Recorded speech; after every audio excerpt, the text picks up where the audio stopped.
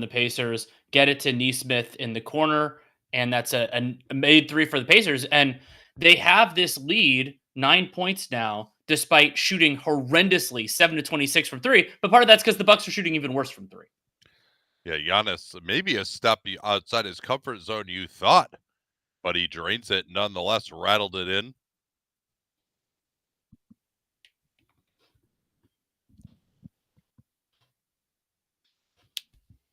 Yeah, anything that stuck out to you from the first half of this one? Let's see. I thought that it was how little anybody got to the free throw line. Like this was an extremely low foul and extremely low free throw half of basketball, which made it pretty fun to watch.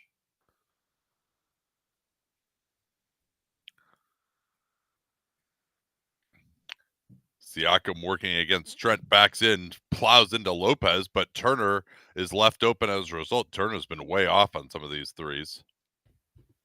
Neesmith will retreat, but then Siakam says, nah, go get Giannis anyway. Giannis goes into three Pacers. Good closeout by Siakam. Giannis going to try Turner in the post. I thought that was an unnecessary double team. No reason to do that right there. I don't think Giannis posting up on Turner is some big crisis for them.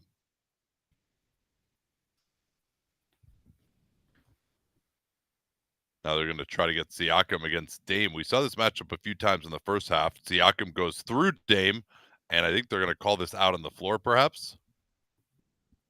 We'll see. In terms of foul trouble, Kuzma has 3, Lillard has 3, and nobody else has more than 2. Let's see what they call. Yeah, I would say that's before the shot, personally. Nothing changed as he began the shooting motion, but it will be free throws. Siakam's night, 15 points, 7 to 10 from the field. Only taken 1 3, but it looks really good. Made that one. And then, he's been distributing a little bit, but they've mostly been leaning on Halliburton for that. He's had some kind of opportunities within the flow, but generally speaking, it's been Halliburton's show.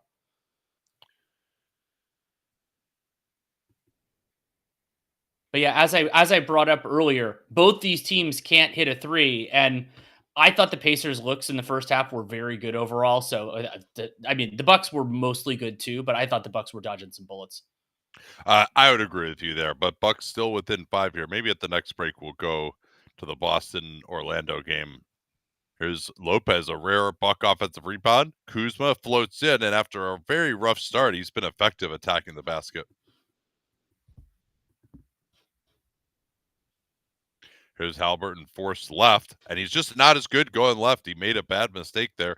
Nembhard trying to run down Giannis. Instead, he gets it to Trent, who drains it. Nembhard went after Giannis instead of rotating to Trent. And timeout Pacers with the Bucks within. They tied it now. Yeah, they put the 3 points on the wrong team. All right, let's see what's going on in the other game here quickly. Nothing is the answer. Jason Tatum has returned. Drew Holiday out with a hamstring issue.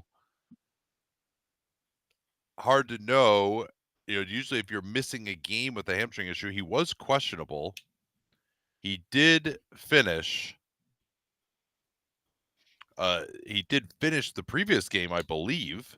I think so, yeah. Yeah, and so that's not. If you have to leave the game with a muscle injury, that's when it's really concerning.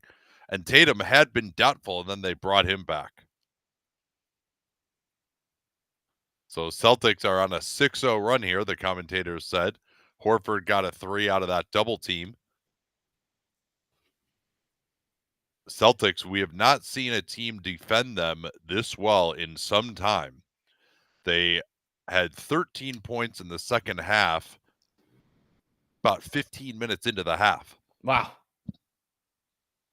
Pritchard trying to harry Corey Joseph. They'll screen for Paolo here. Going to try to get him one-on-one against Brown. Brown denies that. They go back to Franz. Franz is going to try Tatum one-on-one, maybe even a harder matchup than Horford. Brown came from behind to bother Franz. Celtics can cut it to a one-possession game here possibly. Instead, Tatum's just going to blow by, and with the floor spread, nobody even thought about coming to help for the Magic, and they will get the and one to cut it to a one-possession game. Jason Tatum so far, 29 points on 9 of 18 from the field, 4 of 9 from 3. And notable also, considering we've talked about his shooting woes, Franz Wagner's actually made 3 3-pointers in this one. Now, he's taken 9 of them, but he has made 3 of them.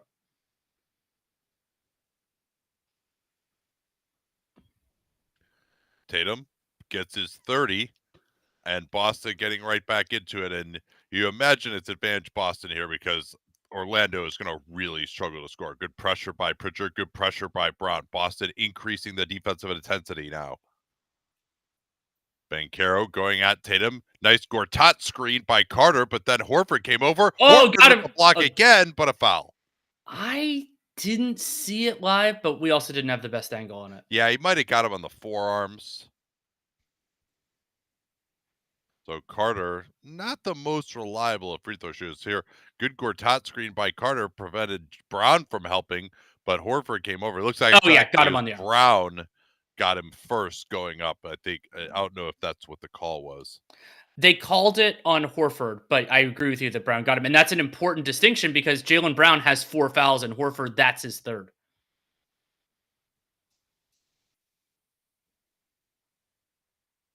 Yeah, reminder, of course, on playback, you now can match up with us using or with your own broadcast, I should say, if you are domestic, or you can sign in with League Pass and use a VPN. I think you have to have the NBA League Pass on digital, though. I'm not sure if it works.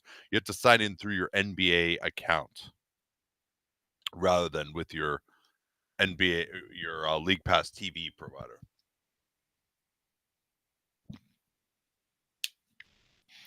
Horford going to screen away for Tatum, who gets it. Carter switched on, and Carter's been pretty effective on Tatum. Tatum crosses over. Oh, puts him in the mix. Carter staying with him. Tough fade away. No, nice rebound by Franz among 2 Celtics, and he's going to get hacked. That's going to be free throws over the backbreaker by the Celtics. That's a killer.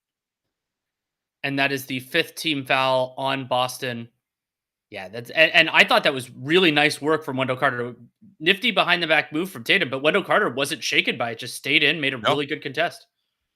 No, Tatum usually likes to overpower guys, so having a bigger mobile player, and I'm not sure which of Horford or Pritchard got him there. It was called on Horford, so that is Horford's 4th. But that is just an absolute killer. And Franz, for all of his shooting struggles, is a reliable free throw shooter. Any word on the streams being available afterwards? Yeah, I have asked about it. I'm not sure that they are, unfortunately.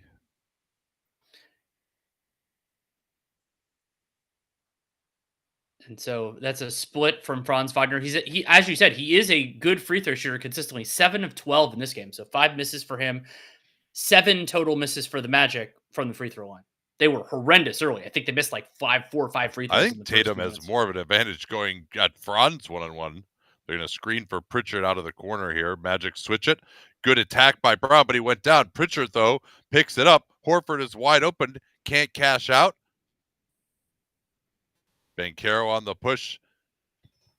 Can the Magic push it back to a 3-possession lead here? Franz? No.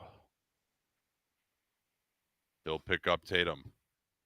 Tatum gets a screen from White to go at Banchero, whom they went at over and over again in game 2. In the corner, White, that was a dangerous pass.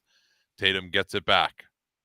Nice footwork, goes into Banchero and finishes with the left. And you just see how utterly spread out Orlando's defense is right now.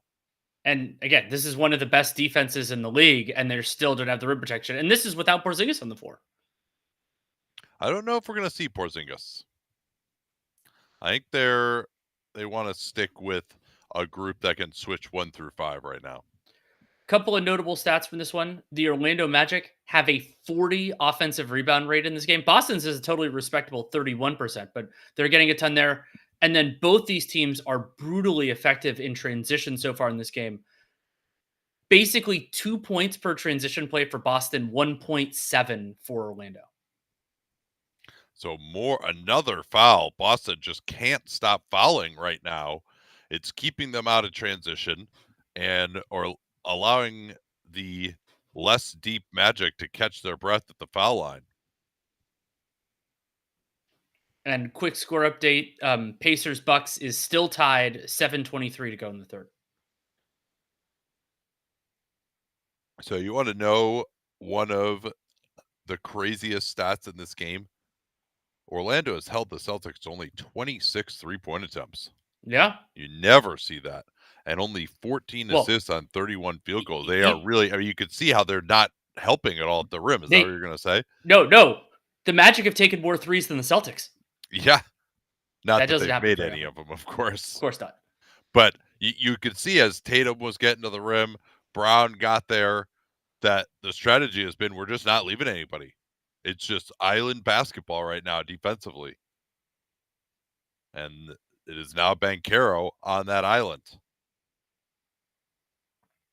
Celtics taking forever to get into stuff here. Tatum pulls a very difficult three and a terrible foul by Paolo Banchero. And Jamal Jamal, Mosley is despondent. he can't believe it. What is the challenge situation right now? The Magic do not have a challenge available. The Celtics do. That's pretty soft contact to me. Let's see it. Yeah, no, he hits him. He definitely Yeah, hits caught his him on the foot. elbow. Yeah. Yep. No, his foot down low. Oh, okay. Well, I thought he caught him on the elbow too.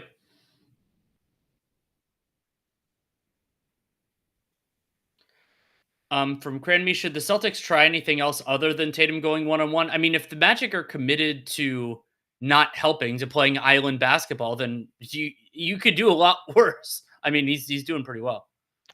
yeah, interesting. I mean, that Orlando has gone with Gary Harris rather than Corey Joseph now. So they're going point guardless. I think, again, the reason for that is just to guard defensively and have the best size. I mean, I think Harris is probably a better shooter as well. Of course, he's struggled with injuries this season, as he always does.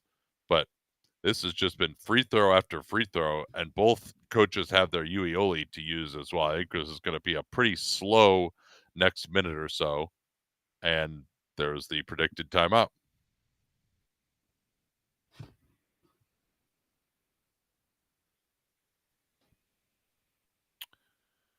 See what's going on in the other game here. This is probably going to be a slow bit.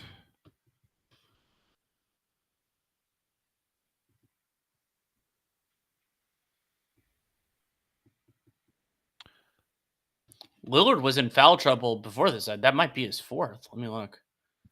Yeah, that was his fourth. Yeah, he has been trying to provide more defensive energy off and on. Both these teams now identical, 7 of 27 from 3. That is not fantastic.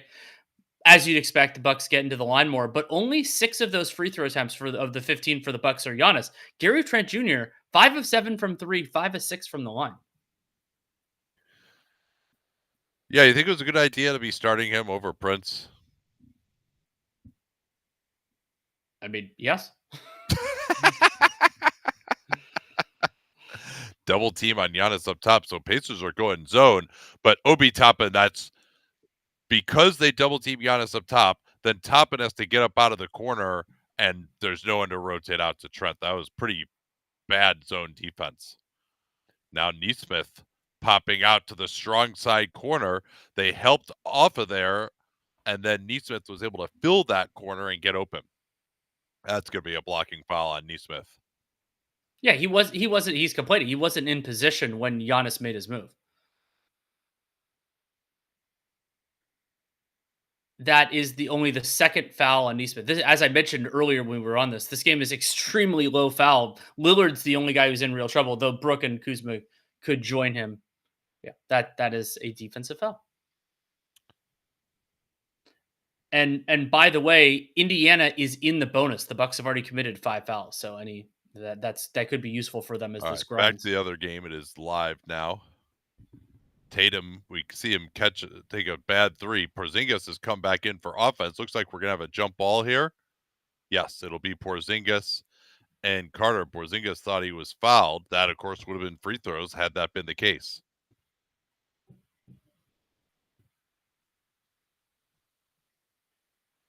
We'll see if these guys do better than Zach Edey and Mikal Bridges last night. Oh god, and there was that third one that was bad too. Yeah. As someone, I'm guessing I've probably done a few more jump balls in my life than you have. It's not as easy as it Oh, looks. no, I can imagine. No.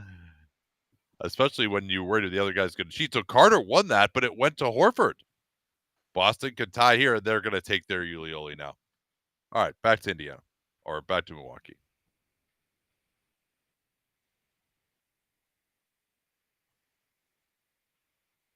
So that's another foul by Nesmith, 2 in a row on that same possession, I believe.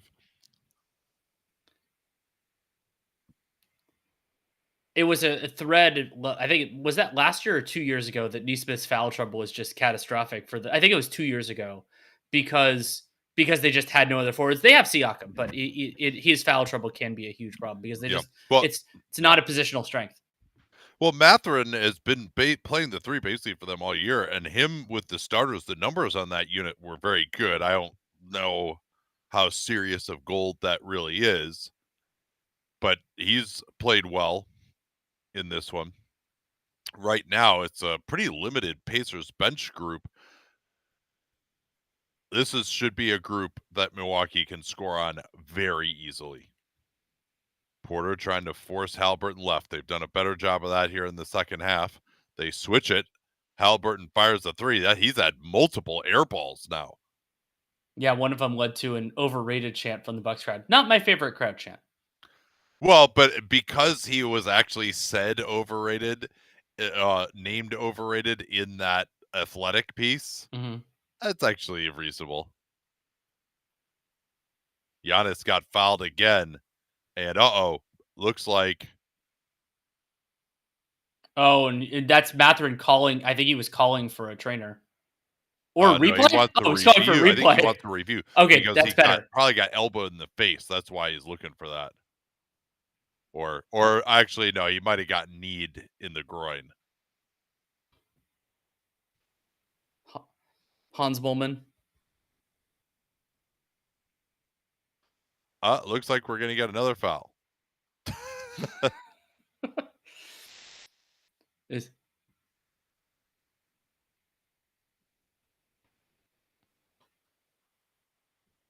So that's an away from the play foul.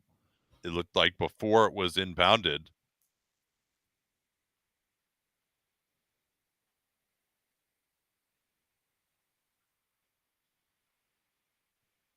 Trying to get it in right to Porzingis here in the post. He does get it, but he can't go over his left shoulder. He just cannot turn over his fucking left shoulder. He just can't do it. It's wide open. He just his programming just does not allow him to do it.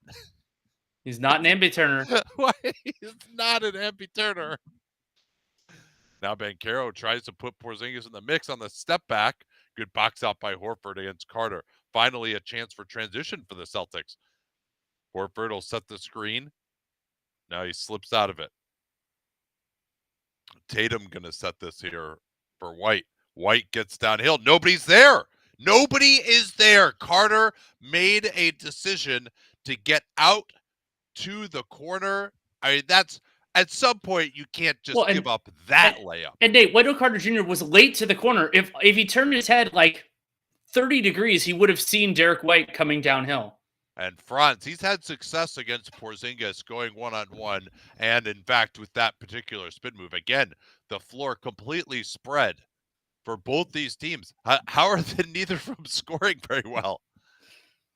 Horford sets the screen to get Tatum the matchup against Banchero. Tatum likes to go left here.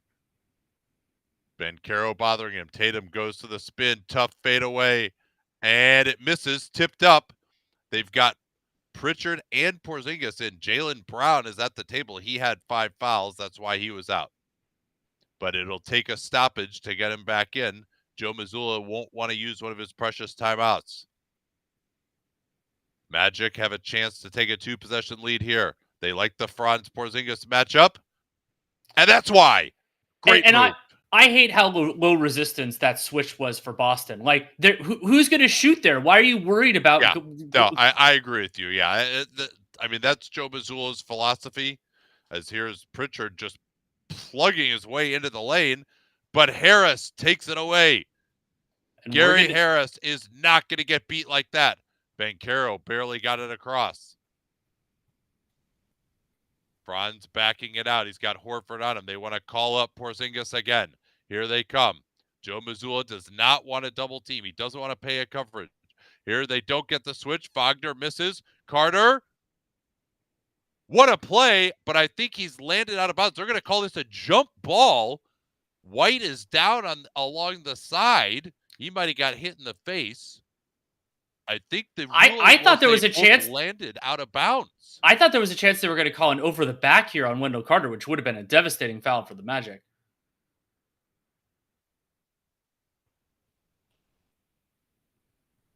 So this is a chance now. Let's see. This is an incredible effort by Carter to over the 7-3 Porzingis. They called the jump ball, and it should not be. Why is that a jump ball? I would challenge this as Joe Mazzulla. Unless is White out of bounds and touching when he touched the ball? Carter?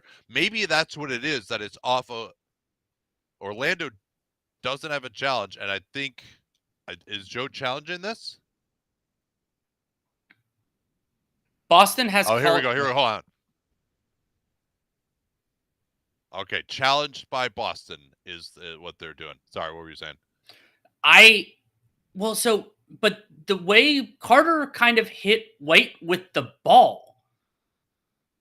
That's probably also a foul on Wendell Carter Jr. I agree. I think it's a foul on Carter. I think that is the most he's fair adjudication. Right through the body of White. Yeah, he's crashing into him there. You can see it more from the opposite along the sideline. Now, the other thing you can say here, if it's not going to be a foul, White lands out of bounds. He's touching the ball before Carter lands. And so that's probably out of bounds on White if it's not a foul, is the best I could figure out. Bucks currently up 6, 77-71 with about 4 minutes to go in the third quarter. We will go there as soon as this one resolves. All right. So, he crashes into his body. Also has the ball. Well, actually, White doesn't even have it here. And then Carter lands out of bounds too before. So either way, it should be Boston ball. The question, though, is this could be 2 free throws for Derek White.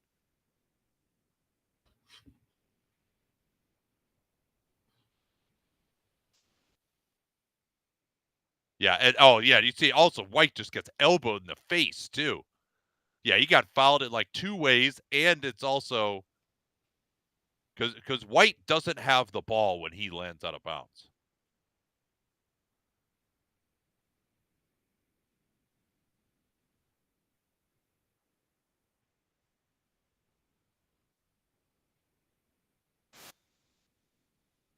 So this will be massive if it's 2 White free throws. He's a great free throw shooter, and Boston can score without him to any time.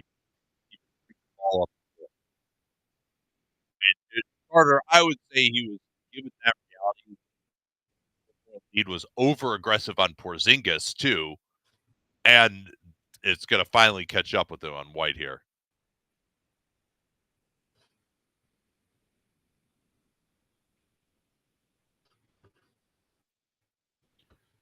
Audio is bad again. It cleaned up. It cleaned up in that. They're still talking about it. We'll give you it here.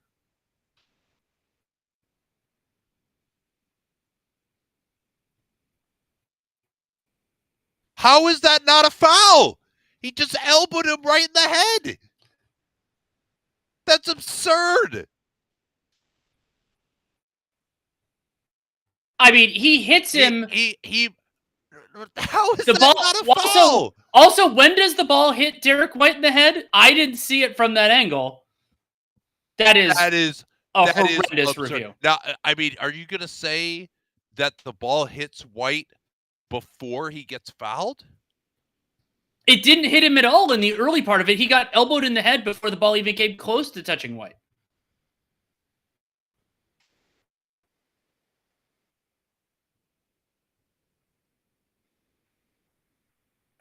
Yeah, I mean that has to be approximate foul. It's one thing if you're like there's some body contact. First of all, White is in better position. than him. He's out inside position on the ball. And Carter is only able to touch the ball by going through him. So now 14 to shoot. Boston is going to be very hard pressed to get a 2-for-1 here. And they also have wasted one of their timeouts. Here's Wagner on the step back, got stopped, and Brown didn't touch it. But they can't really use their timeout here. No, they are going to say Brown touched it. Are they going to talk about it? It would still only be 1 second on the shot clock, but that makes a difference. This is awesome defense by Horford. That's not a foul. High five contact. Horford telling everyone that he tipped it, I guess.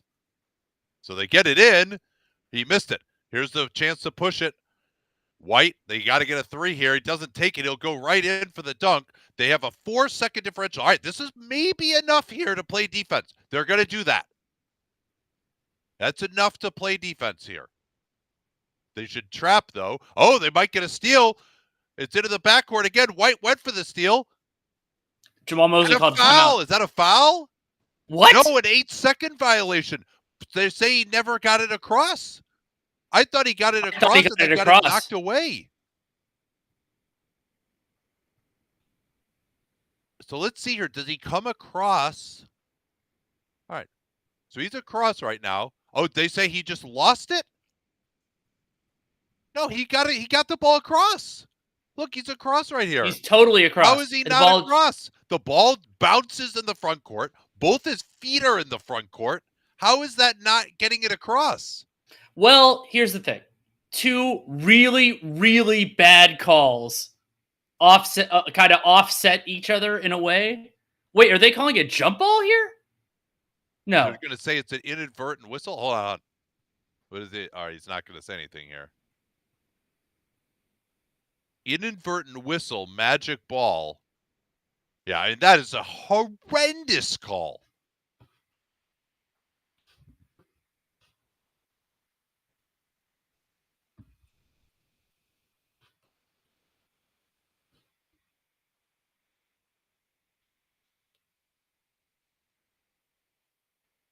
Well, so they shouldn't reset the shot clock here. No, there was no control. It still should be a 4-second differential. Okay, they put it back. Okay, there we go. Yeah, so they don't have to foul here. Right, now, if you're Orlando, I would take a timeout here as Mosley and say, hey, we need to get the ball in the air with 0 on the shot clock on a long shot and hit the rim.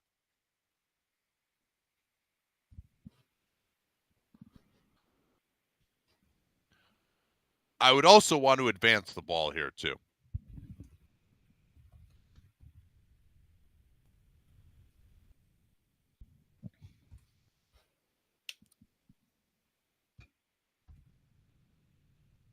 And yeah, there is the timeout now by Jamal Mosley. Kanata says it feels insane not to foul here. I disagree. I think that's enough time. I think you're better. You're better off. And now, as soon as they get the ball in, you're going to trap for sure.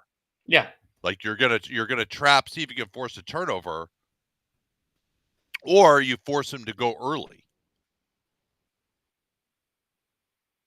Yeah, I mean it's hard to go that late, and it's only a 2-point margin, so it's not a circumstance where like, oh, you have to do that and you do all that and have to get a 3. Like there are ways that they can get a good shot if they get a stop here in a couple of seconds. Yeah, personnel wise, I think if you're Boston, you want to take Porzingis out. That's it looks like what they're doing. They'll put in Pritchard instead.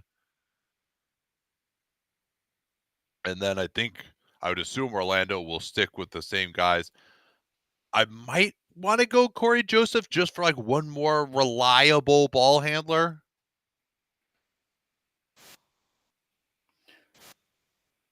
Yeah, and you know that Boston's going to call a timeout, so you can go with your best. Yeah, Boston will surely call a timeout here. So yeah, you can go with an offense. Because you know the Orlando Magic. I would actually take Carter out here. I'd be concerned about his free throw shooting. Would you get with the way Wagner is shooting it? Would you foul him? I would say no. I think No. getting the ball back. I want the ball back with 3 seconds left, down 2. I think that's better than fouling. And I'd rather have it with 3 seconds left, down 2, than 10 seconds left, down 3. And there's also the possibility of being down 4. They get it in. Caldwell Pope actually has come back. Do they double team here? They do not yet. Banchero trying to get the ball. He does. Down to 4. Here's Banchero. Double team comes. Banchero, Franz, they get it in the air, and now it's loose. Timeout, but only a second left, I would say. They should put more time on here, but that was perfectly executed by the Magic to get the shot in the air as the shot clock buzzer expired. Then the long rebound hurt even more, and Boston is in trouble. I thought he got to it with about a second left. Yeah, and it's when the timeout is granted, so it could be a little tighter here. Let's see it here. So they send the double team. Franz. This is a great recognition by Franz, giving him a passing outlet. So right there, he's got it. I think it's maybe like 0.8, 0.7. But like Franz, that is not a normal cut to make. For him to see the double team coming and run all the way across the floor, really heady work by him.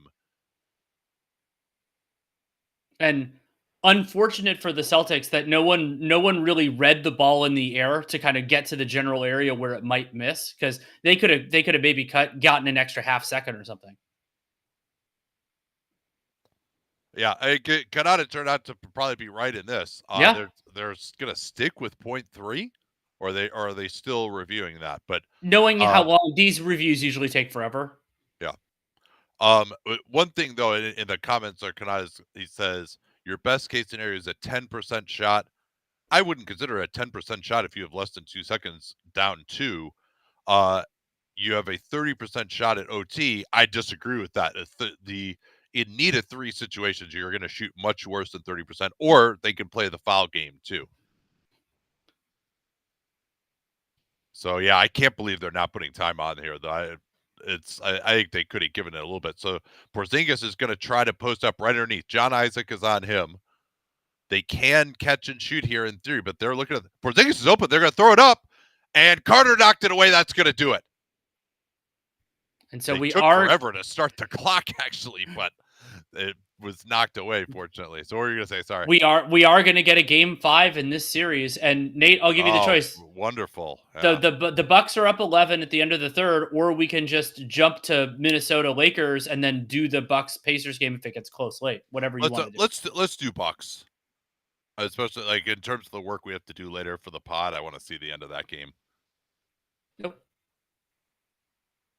There it goes. Because once that game is over, we'll be finishing out Minnesota Lakers. God, that game really did take. There's been a lot of these games that have taken absolutely forever. I still can't believe they didn't call a foul on that Carter White play. It's that's why, and that was the reason that the Celtics ran out of time.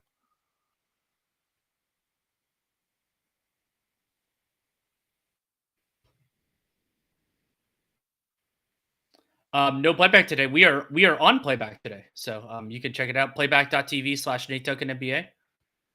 Yeah, please jump on in. I will put it in the chat. And a reminder, this will be one of our last YouTube broadcasts. We will be exclusive on playback soon. What have you been seeing in terms of Giannis on D in this series? Not much, although very nice. I didn't see what he did in that third quarter, particularly because we were on the other game. But so they run a screen for Siakam. Terrible communication by the Bucks. And Lillard was involved there too. Looked like Lillard and Portis. They've got Sims in at center. Giannis on the bench. Porter Jr. guns the pass to the corner. Good closeout by Andrew Nembhard, but Lillard eluding McConnell. TJ McConnell has really been struggling in this one. He had a very rough second quarter stint. Porter going under on him, still there. McConnell shoots over him. Good contest, though, by Kevin Porter Jr. He's actually been very solid for the Bucks defensively on the ball. Sims rolls out of there in the corner. Green cashes out a three-pointer. The Lillard pick and roll getting going up top. Bucks are up 14. Nembhard cut off beautifully by Green. Nembhard still on the attack, and they're going to get a little chuck here on Green. What they said is he used the two hands in the back, according to Ed Malloy.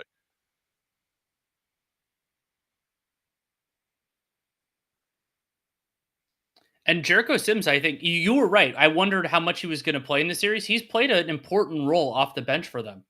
Yeah, I don't know about this game, but he was positive in each of the first two games. Slight negative in this one. Oh, actually neutral. Here's Siakam one-on-one against Sims. I think Sims can guard him pretty well. Sims moves his feet very well.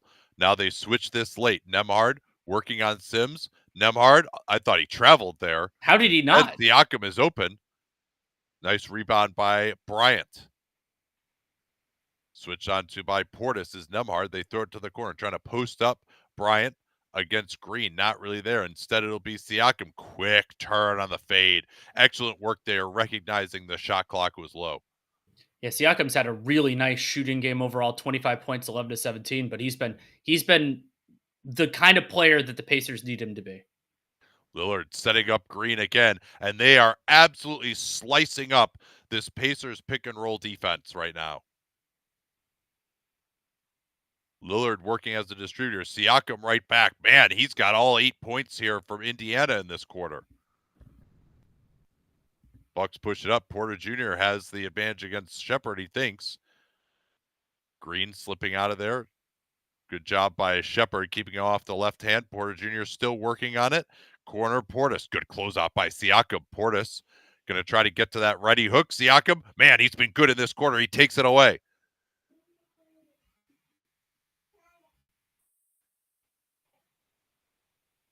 Thomas Bryant trying to post up. And what do they got here? Was this an offensive foul on Thomas Bryant trying to post up?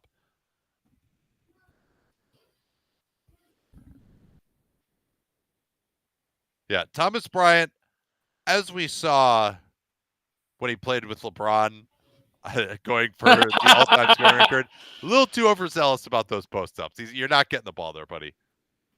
Kevin Porter Jr. is getting the ball. Nembhard did well to stand his ground. McConnell going right at Lillard. Lillard's second block shot of the game. He got Siakam earlier. Throw it ahead to Lillard deep in the corner. What a ridiculous three. Just rims out. That could have been a ridiculous dunk, but Portis gets it stripped once more. Siakam's hands, man. Ragged game right now. That favors Indiana. Toppin is headed to the table. Siakam. Porter is coming over to help out.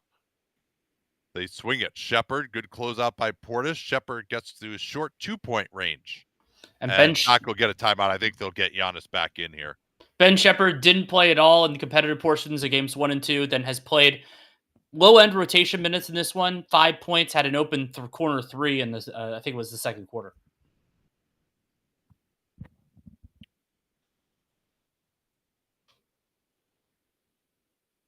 Yeah, it looks like the scorer isn't working on this game on playback. It was working on Magic Celtic. We'll see if we can pass that along.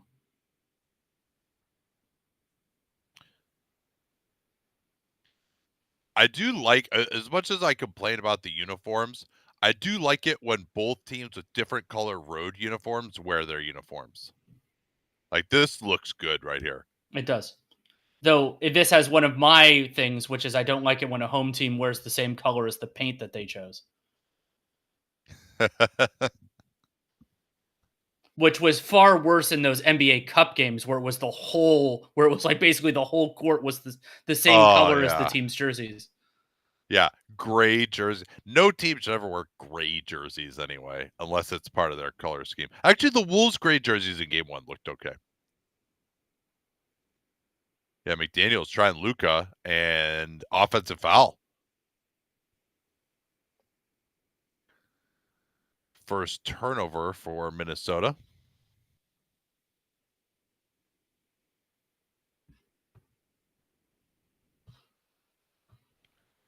Oh, that's interesting. All right, using playback rewind last night, the stream froze. All right, I'll let him know that.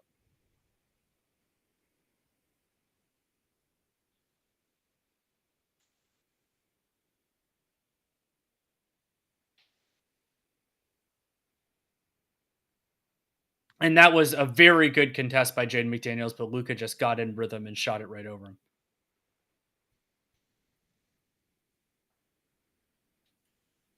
Yeah, we'll try to leave the stream running for a little bit longer to deal with that issue. Reeves 3 and Lakers 6 straight points to get right back into it here. Let's go back to the Bucks game. Wow. Yeah, let's watch some trampolining. I know I used to be this is a skill that our younger viewers probably have never had to do, the flipping channels during commercials and having the internal clock of 2 minutes knowing when to flip back. 2 minutes and 30 seconds was what it was always in my head. But I think that's more normal TV. I mean, what did you actually time it? No, I did once, okay. but that's what I think I remember it being. No, you kind of try to get the cadence of it. Yeah.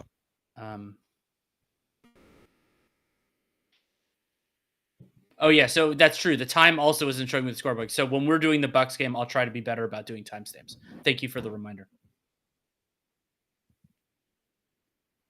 That does look very cool outside of Fiserv.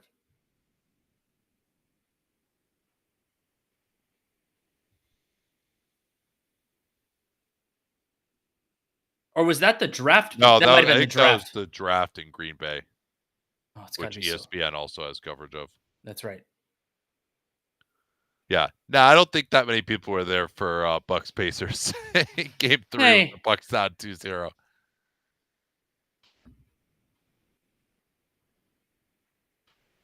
I mean, going to day 2 of the draft now that the diehards that'll go to day 3. I mean, I'm somebody who used to watch all 7 rounds of the NFL draft. It's a big party. That's true. Like people drive to Green Bay. They're not there for the city. They're there to get wasted. So 10-point lead now. Bucks had fallen apart a little bit on the offensive end with turnovers. Giannis trying to post up on Siakam into the lane. Oh, he just smoked an easy finish. I guess that was a block shot or Toppin lost it out of bounds. Yeah, Toppin tried to recover it, but I think it just hit his hands differently than he expected. Corner Green, good job by TJ McConnell shooting the gap there, and 5 to shoot for Milwaukee. What do they got here? Giannis gets it. He's going to have to get it up. Just shoots over Siakam. Hits the rim. Porter goes for the rebound. Pacers have it. Nembhard blows right by Portis. That's got to be a foul on Portis. How is it not? It looks like there was a lot of contact there. It's not legal guarding position to be like running in front of him with your back to him. Portis interacting with Green. Green thought he was getting fouled, tried to throw it up, and he's not Damian Lillard. Sorry. Bucks offense falling apart here. Nembhard tries the slow step, couldn't do anything. Bucks have done a good job of staying down on him. Now McConnell. They want Siakam against Green, but they're late clock. Double team help coming here. One-legger. Siakam not even close. Can they get this off? Toppin does. Missed. I mean, this is terrible. Bucks rebounding. Like, how is there one Buck inside the free throw line to get that rebound? They're just incredibly lucky that Porter Jr. got that. Giannis, you can't let him get baseline. Nope. Cannot let him get baseline on that face-up. That's exactly what he wants to do. You got no help there. It's going to be a layup every time or a dunk. They go under on Nembhard. Now they get the switch. Pacers offense, very languid. We haven't seen Halliburton in some time here. I'm not sure why that is. Game's kind of slipping away. There's Giannis back to Portis. So, why is he trying to put the ball on the floor against Nembhard? Now he gets into the post against him. That's better.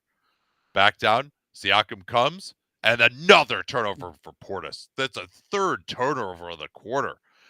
Here's Toppin. Left-handed pass. 3 from Shepherd. Oh, they needed that one. 6-24, 23, 22. Yeah, a bunch of Pacers. Nesmith, Halliburton, Turner all at the table. And actually, Siakam just took that foul to get those guys into the game. He was exhausted. That is the first foul for the Pacers in this quarter, though. And Siakam's third. So from that perspective, they should be okay. And yeah, extra motivation when you're tired and need a break. It's maddening. The two games require two different things. Yeah, sorry about that. We'll stay here until this is over and then get to the other game. Lillard getting past Turner, and yeah, Damian Lillard. He has been really destroying Indiana in pick and roll in this fourth quarter.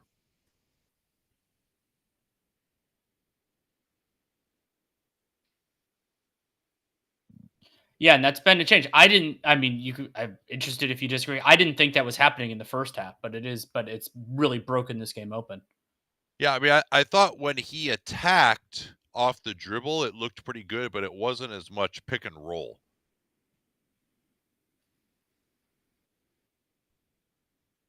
So this is a very difficult to guard group for Indiana right now. 14-point Buck lead now. They've defended pretty well here in this quarter. Nembhard. Turner rolls, doesn't try Giannis, and he throws it away. That was a nice rotation from Giannis. Giannis on the attack. Kicks it out. Trent fires. All right, let's go to the other game.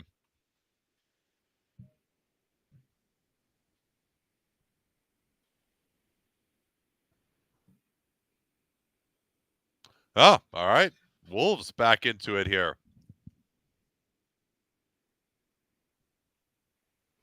That's a nice pass by Ant to get it. And I love that seal too by Julius Randle, guarded by a smaller guy. Shout out to Jurassic Park back at Toronto. Yeah, I think they were the first ones that I recall doing that whole outdoor party thing. Wasn't it just like an absolute deluge the night that I can't remember what it was. It was one of those nights. They didn't win when they were at home, though. Wait, when the Raptors beat the Warriors, it wasn't. It had to have been in Toronto because we weren't there, right? No, the Raptors beat the Warriors. We were at that game. Klay Thompson tore his ACL. Oh, that's right. As game 6. Yeah, the Warriors were down 3-1. They actually won that game 5 when KD tore his Achilles, and then they couldn't overcome 2 devastating injuries to their Hall of Famers. It's funny. I just don't remember that trophy presentation. I remember all the other ones. So the the Wolves have already taken 9 shots in the restricted area compared to 2 for the Lakers, one of which I believe was blocked by Rudy Gobert. And the Lakers, it's been more jump shots. So 9 shots in the restricted area for the Wolves, 8 threes for the Lakers, more than half of their attempts.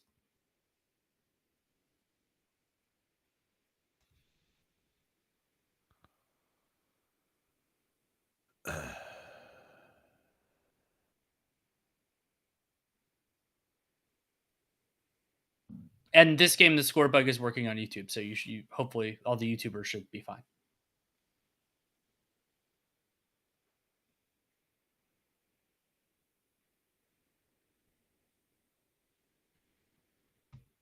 Yeah, just catching up on a few things here. Mm-hmm. And if anybody has any questions, we can. And I'll note that we are not doing any broadcast tomorrow because Nate and I are going to be attending a game in person. Yep. No cast tomorrow, no cast Monday. We'll do it on Sunday, though. We'll have to see what tonight's results are before we determine that. I'm guessing it'll probably be this series. Wow, Trent has 34 points. He's been pretty good on defense in this one, too. Oh, yeah. So the thing about the security guard with the jury is that if it was a game that I attended, then you wouldn't have remembered it because it would have happened. We wouldn't have been able to see it.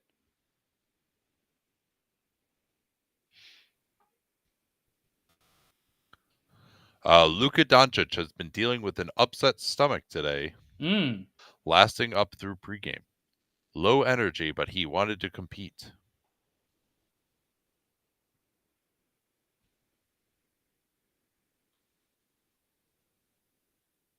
Did he and Brandon Pregamsky eat at the same restaurant?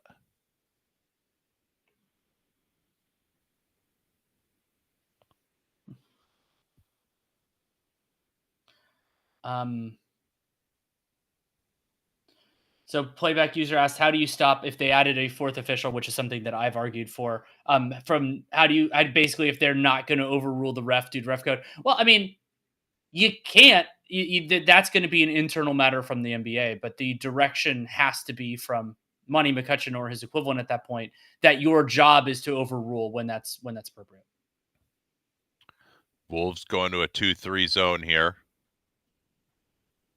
Here's Reeves taking the three, and he's left wide open. That was pretty easy back and forth passing to get a wide open three from Reeves. I think coaches sometimes outsmart themselves, like, oh, we'll take them out of their ATO. Here's DiVincenzo just firing immediately. That's the element they were missing in game 2, and he's in foul trouble. I think coaches outsmart themselves, like, you're playing really good defense. Oh, we're going to take them out of their ATO. It's like, well, but like you've been stopping those plays. Here's a blow by Reeves. Vanderbilt with the easy dunk. Wolves defense falling apart right now. 5 straight Laker points. They tried Doncic. Wow, Vanderbilt covered a lot of ground to get out there on Randall. Wolves are slow here. Edwards on the attack. There's good gap help by Gabe Vincent. Edwards just stays on the ball, goes right to the basket. Vanderbilt stopped him, but he failed to establish back in bounds. Only 3.7 to shoot as Edwards didn't make contact with the rim.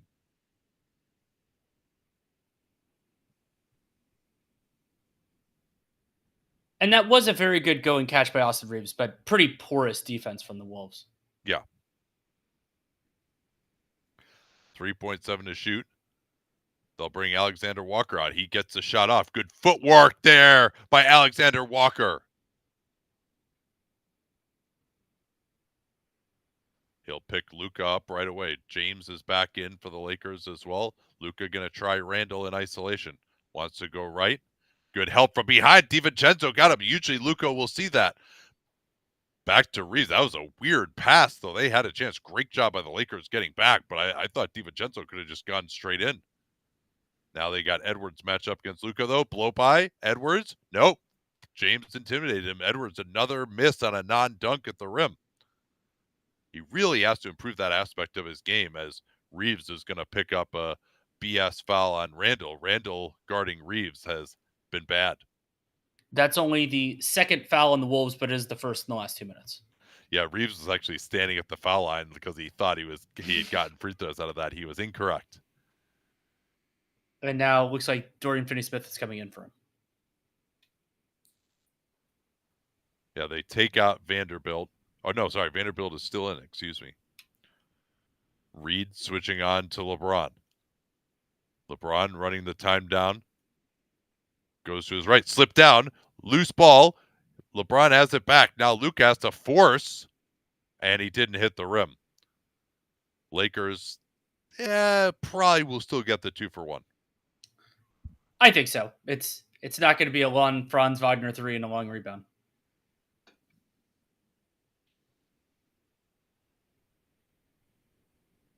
LeBron continues to struggle to get separation. And a good job there by Naz Reid, seeing LeBron fall and not foul him, like jump on or something else. No, you could, as long as the ball's loose, you could do anything you want to somebody, Danny. Did we learn that in the first? That is close to actually whatever true. You want. You can elbow him in the head. It's just 2 guys going for a loose ball. Doesn't matter. DiVincenzo finding Alexander Walker in the corner. Pass is a little off. Alexander Walker gets the open 3. Randall keeps it alive. They'll have the last possession. No, it'll be a loose ball foul. And that's free throws. Randall excited here. Not the end of the world to foul in that situation if you're ever going to commit a foul like that. That's a decent time. But Randall, I mean, this is great effort here. Yeah, and then Finney-Smith, a useless hold of the arm.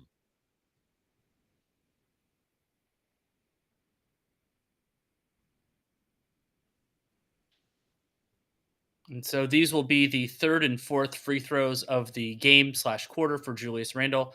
6 points, 2 of 4 from the field, 2 assists.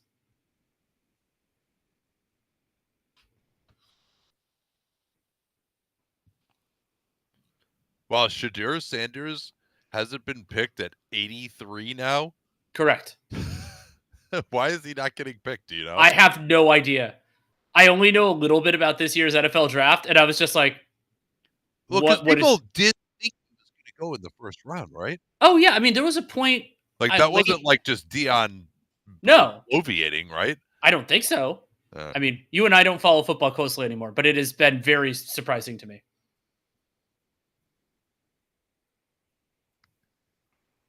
Yeah, I'm much more interested in the NFL draft than the actual games just because I can figure out, like, you can learn something from watching other sports like that. As there, you do see Luka get to the basket, no box out by the Wolves, and so the foul doesn't actually end up hurting the Lakers in the end.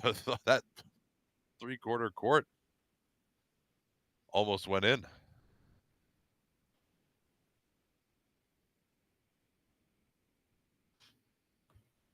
And our instincts were correct. The Bucks are winning by 20, technically 19 now against Indiana.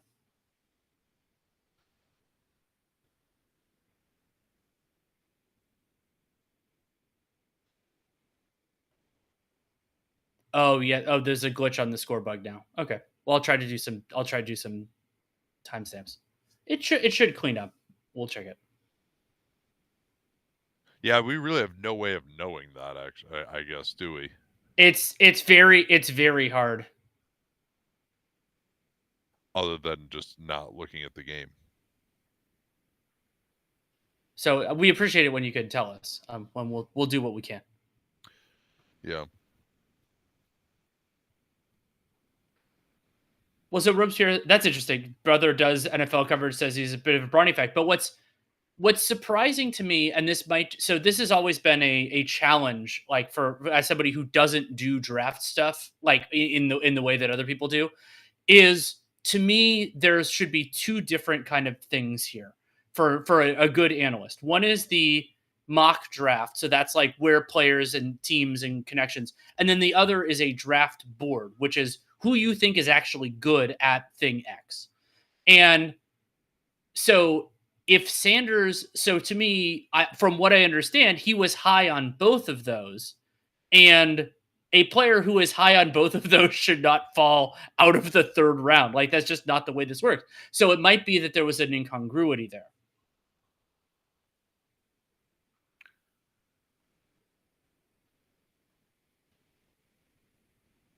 Yeah, first quarter stats. Jaden McDaniels, always a bellwether for the Wolves, 4 of 5. His only miss was from 3. He's 4 of 4 from 2, and he really struggled from 2 in game 2. Edwards has 3 assists, 5 points. Mike Conley only played 4 minutes before he was removed from the game. He'll probably be in to start the second, I would imagine. I think they like him being in when Luka is out of the game, which Luka normally will be to start the second. And Dodge, Nate, yeah. 0 free throw attempts for the Lakers in the first quarter. Yeah, both teams getting up more threes. Lakers 4 of 10. Wolves are 3 of 9. Austin Reeves got 2 free throw attempts in his mind, though. Yes, he did. They count almost the same. Just the score at stages would be awesome from a driver. Okay, yeah. Now we got this. This is actually a probably one of the best use cases of this stream, I would say, because we're in Silicon Valley, so we have to say things like use case. I mean, I actually listen. I use this example. So I do when I'm driving during games at moments. I actually listen to radio calls a lot because they the way they do it is what I need. Like I need the score. I need the overall situation. That kind of stuff. They do very radio calling basketball seems extremely hard, and they do an incredibly good job. Second quarter underway. Vincent trying to pressure up and run some time off the clock, which he did. Gobert is in. Conley is in. They're going to set up the Conley-Gobert pick and roll. Conley trying to beat the switch. Does. And it's tipped out by Gobert. Again, though, not enough Wolves in position to get that tip. That was something I complained about after game 2. Here's a turnover. Reed fouled by Austin Reeves. I didn't see much contact there. Maybe he tapped him on the elbow or something. And yeah, I thought that Naz Reid did a nice job kind of using his body. That could just be a no call. That could just be I think so, yeah. Like, I know he, he turns his body slightly, but, like, but he didn't impede him. yeah, he's in legal guarding position other than the fact that his body is turned, like, Reed went into him. 9-point Wolf lead again, and they get the pressure on Vincent. Vincent and Alexander Walker pressuring each other. There's James, guarded by McDaniels. They set the screen with Reeves. Conley was late switching on to LeBron. That was a good attack by LeBron, and he's able to get the offensive rebound. I really liked LeBron's approach there of going right at Conley, not letting him hedge in recovery, just force Conley to guard him. Reed on the pick and pop. There's Finney Smith there. Reed, that's a terrible shot. He's a good 3-point shooter, but that's not the kind of shot he should take. They're getting good stuff, but that is not good stuff. Reeves. Travel. Nope, they're going to call a foul. Tony Brothers says that Conley pulled him towards him.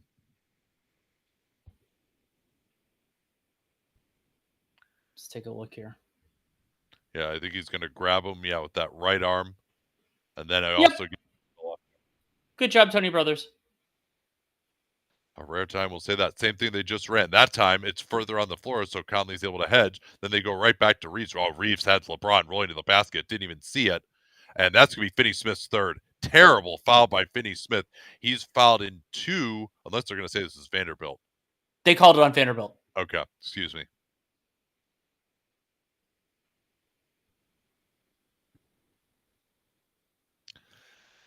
Edwards is out and Randall is out. So this is a more limited creative group for the Wolves. It'll be Conley at the controls. Conley off the Gobert screen. Alexander Walker working off the ball against Reeves. Yeah, I don't know if I like this group going up against the switching. And I also think that Reed should be involved more as probably their best mismatch attacker with this group. Now LeBron on the attack. Gobert can't stay with him. LeBron having maybe his best driving moments of the series right now. Good pressure by Vincent here. Now he gets the screen, but Vanderbilt switching on to Conley. I really don't like this lineup by Chris Finch. They got nothing. Another bad isolation leads to a short jumper off the glass by McDaniels. And if you're going to do this, hunt the right guys. Yeah, they haven't gone at Reeves at all, really. And Reeves gets it stripped away. But, yeah, if going up against a switching team, I think you want to have one of Randall or Edwards on the floor at all times. Like, there isn't really anyone else on the team that's going to be able to beat a switch. And, yeah, it'd be nice to get some system buckets, and Conley could do some of that. But you're going to have situations against a switching defense where that stuff's not going to work, and you got to beat somebody. Jordan Goodwin is in here. He's being guarded by Conley. Not a great shooting group here for the Lakers. They got Goodwin and Vanderbilt on the floor, but they're going to get Reeves wide open. They screened with Gobert's man, and Austin Reeves and LeBron getting LA right back in it once more. And Randall is in the game now. I think Chris Finch saw exactly what we were talking about there. And they got Reeves on him. Randall, there's the Lakers shell defense. Good pass to the corner. McDaniels, too slow to make a decision, and he misses. Gobert knocks it out, and Gobert saying, don't challenge, because he knows he fouled him. That's why he said that. Yeah, good screen set by Vanderbilt to get Austin Reeves open. They get Conley onto Reeves, then re-screen with Vanderbilt. Reeves pulls the 3. McDaniels trying to get up. Former Wolf Vanderbilt knocks it into the hands of Goodwin, who then throws it off the Wolves out of bounds. Yeah, Tim Connolly brought in Vanderbilt twice, right? Because Denver and Minnesota, or did he?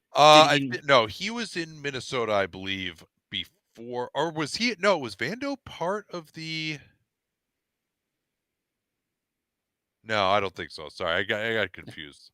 I think Vando was there before Conley, though. James getting to the free throw line, pulling up. Not usually his shot against a drop coverage, but Lakers have tied it here, 9-0 run. Edwards is back in too. Finch trying to stanch the bleeding. DiVincenzo's to the table too. Here's Edwards getting to his spot against Reeves. Pulls up and scores. That was beautiful patience by him, almost Kawhi Leonard-like. James was stunting at him over and over again. Edwards just stayed on the ball, didn't overcommit, and got to his spot. Reeves on the behind the back gets to his spot, has to kick it out. Goodwin closed down beautifully by Edwards. Late clock now for the Lakers. They're out near midcourt. Reeves trying Conley. Conley, dogged defense right here. Reeves has to force. Not even close. What a defensive possession that time from Conley and Edwards. Yeah, and Conley to do that without fouling too, because his hand got sort of close to being caught in the cookie jar, but he pulled it back. Yeah, he probably fouled him a couple of times there. he had his hand around his back again that time. But Nate, we have to recalibrate because now we know what isn't a foul on Wendell Carter. So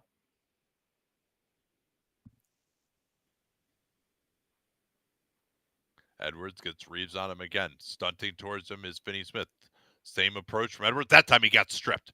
Beautiful defense by Reeves. LeBron in transition. Going to go right in, and he's clubbed from behind. He'll get to the foul line to tie the game. And on the Jared Vanderbilt thing, he was on Minnesota long before Tim Connolly left Denver. So right, my memory on that was, well, not my memory, my instincts. There. I mean, that's really good hand placement there by Reeves, because Edwards tried to do the thing where he turns and like extends the ball out. A lot of times guys will get tricked and hit you across the arm, but Reeves knew he was going to do that. He aimed his swipe all the way out where the ball was coming up. LeBron missed that free throw, so the Lakers still have not made one so far in this game. These are the first two they've attempted in this game. Yeah, Wolves starting to go cold from three. Of course, that was one of their many issues in game two.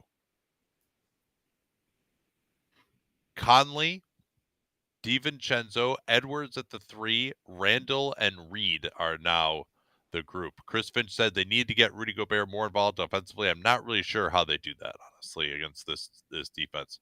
Randall stopped underneath. LeBron blocked Edwards again. Man, Edwards is he just doesn't have good feel for finishing. Here's LeBron pulling the three. Lasers it in up top. Lakers have the lead. LeBron James, 16 points, 7 to 9 from the field in 14 minutes of action. This is the LeBron that the Lakers have needed here. He's talked about how it could take a couple games for him to get into a series, and he's been locked in here in this stretch in particular. Yeah, Randall bullies in. I don't know how he missed it so badly, but you see that's the issue for the Wolves. 3 Lakers all standing directly under the basket on defense. So Doncic is back in. Let's see if that'll juice the Minnesota offense. Conley sets the screen. DiVincenzo fired at the mesh point, couldn't get it. 3 of 12 from 3 now. Goodwin just goes for the Danny Green cut, couldn't get it, and then Reed was hit in the face, and that will be a third on Finney Smith. Third on Finney Smith, and the 4th Lakers team foul, so Minnesota shooting for the rest of the half. Yeah, Finney Smith, he is so necessary to this group. He's gotten 2 rebounding fouls. I would say the Lakers have gotten more from Jared Vanderbilt in this game and kind of overall in this series than I expected, but his limitations offensively are you run a risk the longer you play him. But you have to.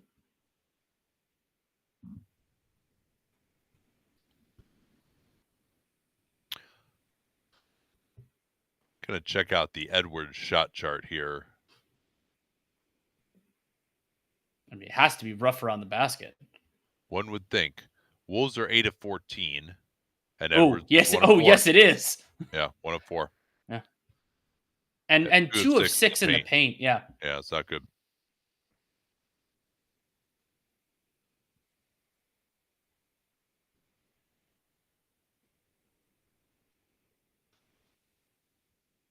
Oh, and good. The score bug is working now. I updated it. Always like.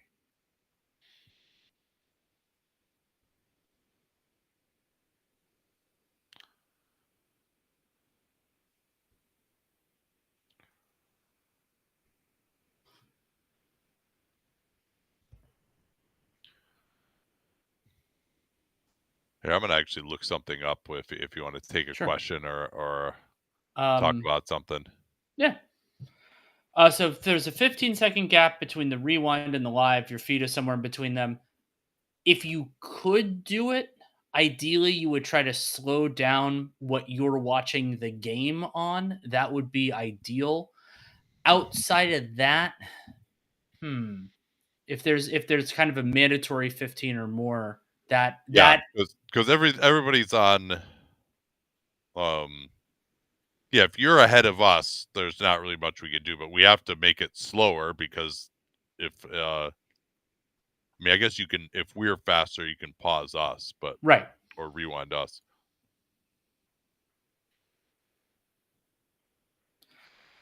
Any chance Orlando moves off KCP this summer?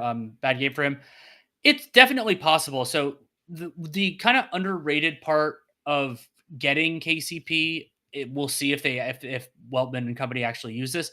Is that I mean, you hope that his contract isn't seen as a huge negative, but it's matching salary for something. Like Nate and I have talked about Anthony Simons and a number of different people there over the years, and you need to if you don't have cap space, which the Magic don't this offseason, as at least as I'm looking thinking the things off the cuff, then you need matching salary. And but he does, I believe, have a last year player option. So I think there's a chance that he's moved, but I don't think it's for immediate salary savings. I think it would be as a part of a bigger thing, which I firmly believe that the Magic should do. I think they need another good offensive player, ideally somebody who can shoot, but also somebody who can initiate actions. And so KCP making next year 21.6 million, that is matching salary can get you a pretty decent player. And yes, KCP does have a player option worth an identical 21.6 million for the 26-27 season. So yeah, that's a below water contract right now, but that's mostly because he shot so horrendously this year. I wouldn't mind betting on that if I were another team. Yeah, so Anthony Edwards shot 53.5% on non-dunks was the best quick and dirty I could get in the restricted area. That's not very good. So tied at 39 now. They'll bring James out of the corner. He's guarded by Edwards. Reed switches onto him. McDaniel's hanging out in LeBron's lap. LeBron goes away from him, and he's going to get a foul. Great recognition there by LeBron. Not very good recognition from Reed to know where his help was.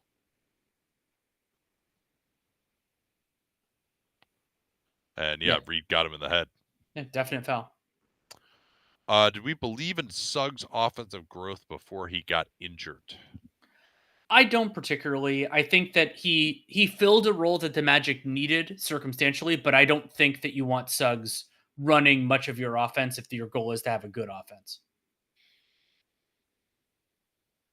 Yeah, I thought it was useful to give them a third guy who could do something. Like, I mean, if you're talking about someone who's like a third guy who can then be a second guy in bench units, I thought he showed some growth there. And he was even more aggressive shooting from three this year, even though it didn't go in as much. James missed another free throw. And almost missed another one. I'm very interested to see if Chris Finch is going to close this half with Rudy Gobert. So it's Goodwin now guarding Randall, 30 guarding 30. Hachimura comes over. Nice pass. Oh, and Hachimura, that is the type of play that Rui Hachimura was criticized, including in these scores, for not making early in his career. He comes to double team. He instantly reacts and is able to block the shot from McDaniels as there was help at the rim.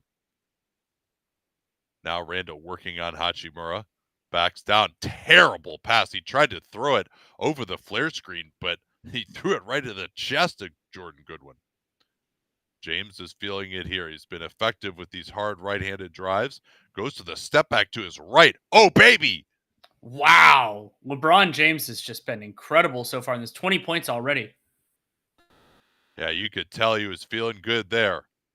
McDaniels now trying to blow by Luka, gets into the lane and finishes. That's just not good enough from Luka Doncic. And also the Lakers just not getting back after a made three. Yeah, they're trying to pressure, and it's a good job.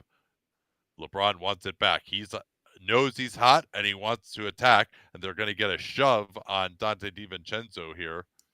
Goodwin was tripped. I think DiVincenzo might have been tripped by LeBron. We're probably not going to get a replay of it. And that is a really, really hard shot for a right-handed player. Getting the body squared around in the air.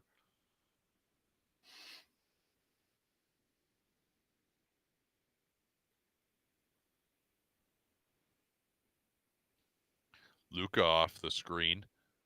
McDaniels gets knocked backwards, and Luka scores over him. McDaniels, I think, is maybe Hitching Lucas giddy up. Something left leg, I think. I think they both just banged knees or ankles. Hopefully it's just that. Yeah, he doesn't appear too concerned. Edwards now switched on to by Luka. DiVincenzo looking to get Edwards back door. This is something that Edwards has gotten better at, and they're going to get a wide open three out of it. Just Reed couldn't cash out. That was good process there. Edwards likes to give the ball up in these. Oh, what a move by Luka. He throws it way up, and now what's happened to him? I think he got hit by Naz Reid as he was throwing that up. That's my instinct. I think he just threw it up like that, realizing that Reed was just going to crash into him recklessly. There's not a lot of contact. No, that was wreck, not reckless. Nah, he jumped straight up. That's an awful call. Awful call.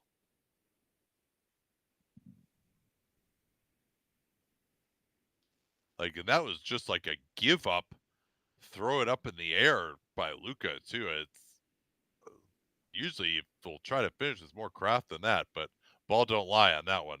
Yes. Let's see if we can catch what happened here.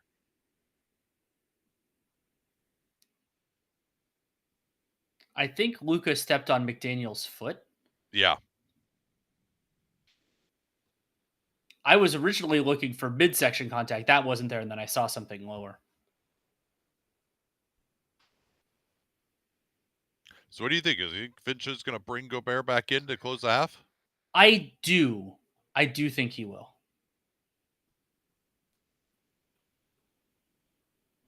And more good pressure there from And there he is.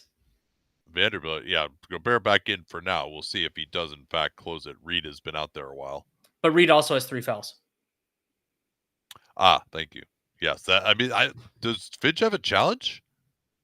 Yes, both teams do. I'm surprised he didn't challenge that one. He looked like he really went straight up. And now Randall goes through Luka's arm.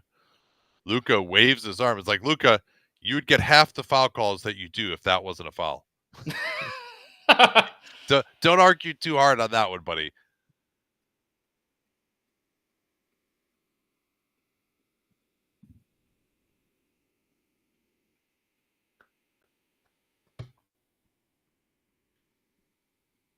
So Julius Randle, of course, was a Laker. LeBron James coming to the Lakers was the end of Julius Randle's tenure. And I would imagine that he recalls that. And he's looked very motivated in this series. One of the things that I've been really fixated on about specifically Game 3 in the series, why I thought it was really important for the Lakers, is that after this, it was a longer gap, but there was also travel. It's every other day, even if it's a travel. So that's going to be harder on the Lakers.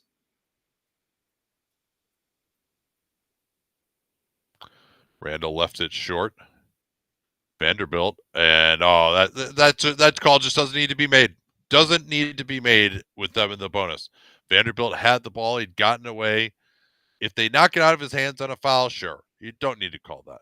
Oh, thank you from Brendan. So the Wolves do have a challenge left, but it is their final challenge. They successfully did one earlier. Yeah, all right. They fouled him pretty good on that one. I apologize. That's a foul. Probably not a good one when you're in the bonus, although Vanderbilt not the most reliable of foul shooters.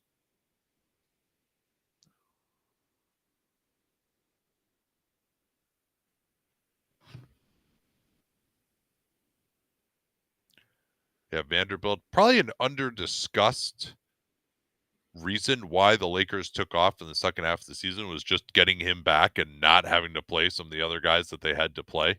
Mhm. That just getting 20 minutes of solid on-ball defense and hustle out of him, but missed that free throw.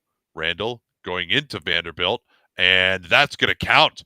Vanderbilt missed the free throw, didn't get back, and Randall just saw that he was in bad position and went right through him for a foul.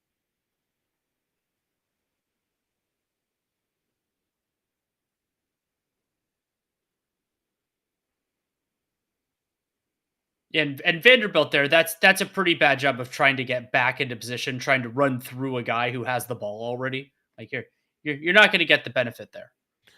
Yeah, I think he thought Randall wouldn't attack right away, but credit Randall for doing just that. Wolves have their starters out there except for DiVincenzo in Conley's place. They're double teaming Luka out by half court. He gets off the ball. No, stolen by Randall. That was a defensive pass by Luka. Edwards, corner three. Man, they are fiending for a three these last two games. Nice job by Hachimura running it down, but then DiVincenzo took that away. Here comes Edwards.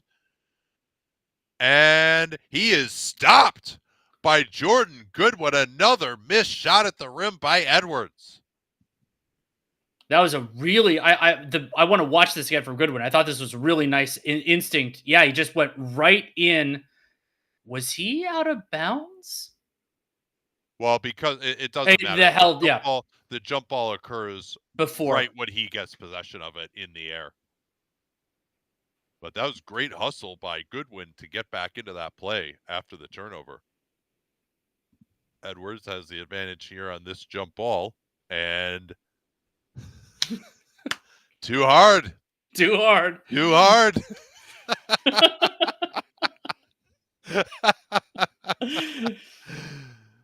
Too hard.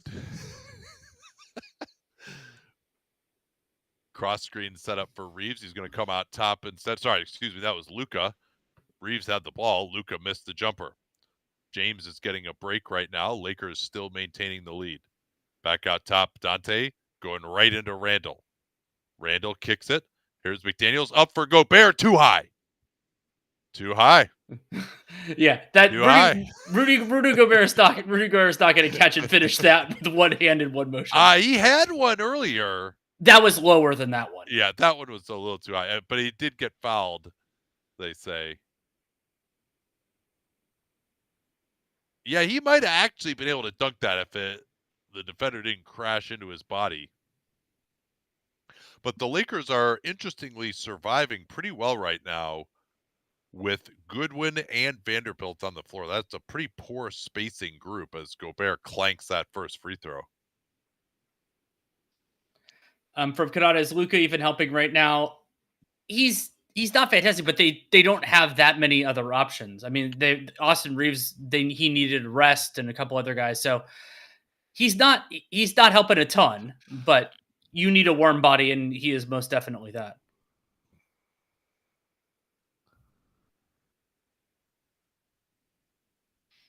Gobert way short on that free throw. Not even close. Yeah, another play where Gobert just doesn't finish inside. But Vanderbilt has 3 fouls. I'm surprised they're taking him out, but I guess they put LeBron back in, so that's a good reason to take him out. Never mind. And that is they called a foul there, right? That is free throws in like a handoff action.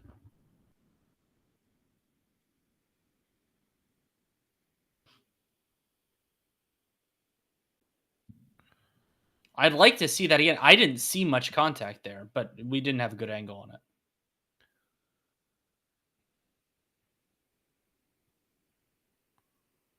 And fans are booing. What are they going to the monitor for here?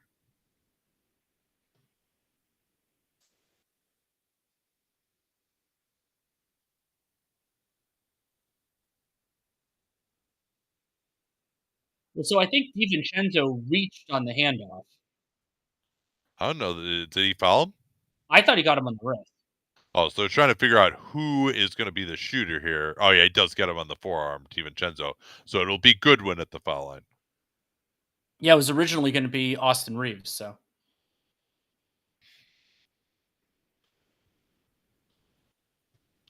Well, Austin Reeves certainly has mastered the art of walking to the foul line when it's not his turn to shoot free throws in this first half.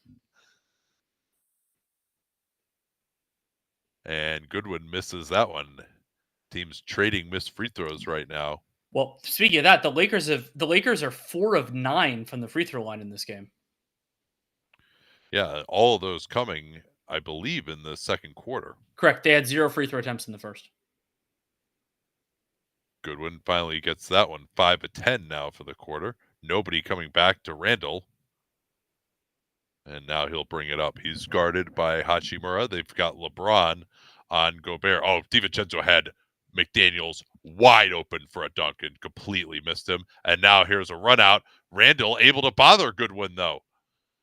5-on-4 for the Wolves. Can they finally take advantage of one of these rushes? Here's McDaniels. Oh, good job by Gobert walling off LeBron for the dunk there by McDaniels.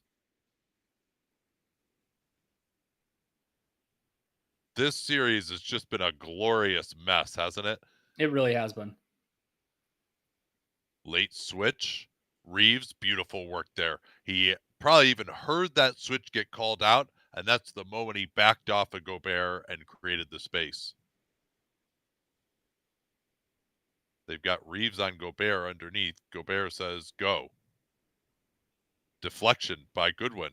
McDaniels has it against Luka, steps in, good contest by Luka, and there's yet another. We should just count. We'll just do it for the second half. The number of rebounds Rudy Gobert gets his hands on that the Wolves don't actually get. The counter might break.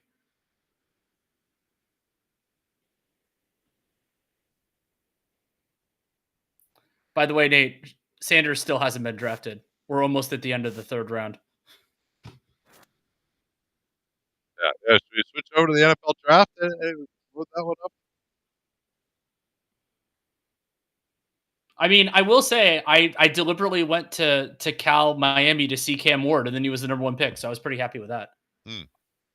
I didn't think he was great. It was also, I think I heard it was one of his worst games of the year.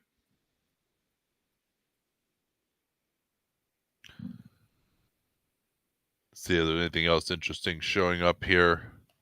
I wanted to look at the transition numbers in this one. Yeah, Lakers 24% transition frequency. That is incredibly high. They haven't been effective in it, below a point per transition play, but they've run a lot. 50. Oh my God, I hadn't looked at this. 59% transition frequency off a live rebound so far. That is pretty remarkable.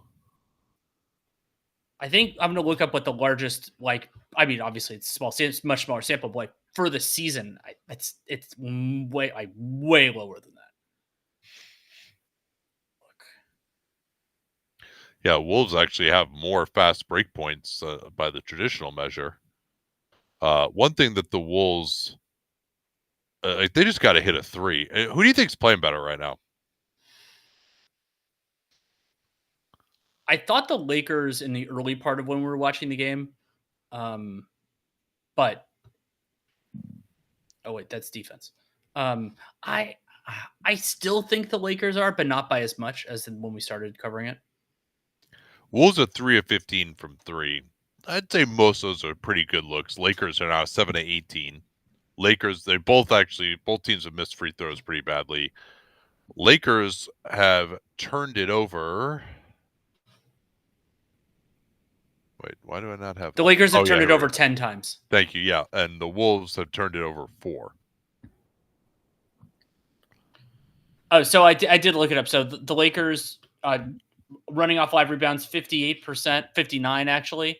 The high this year was Detroit at 32.7.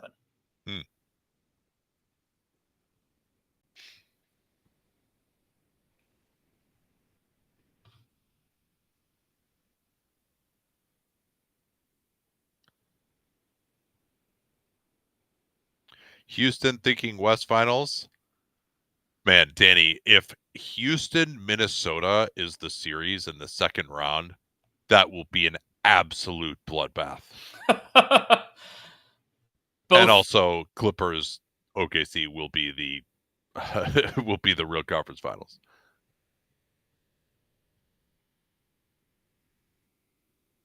That is so many people.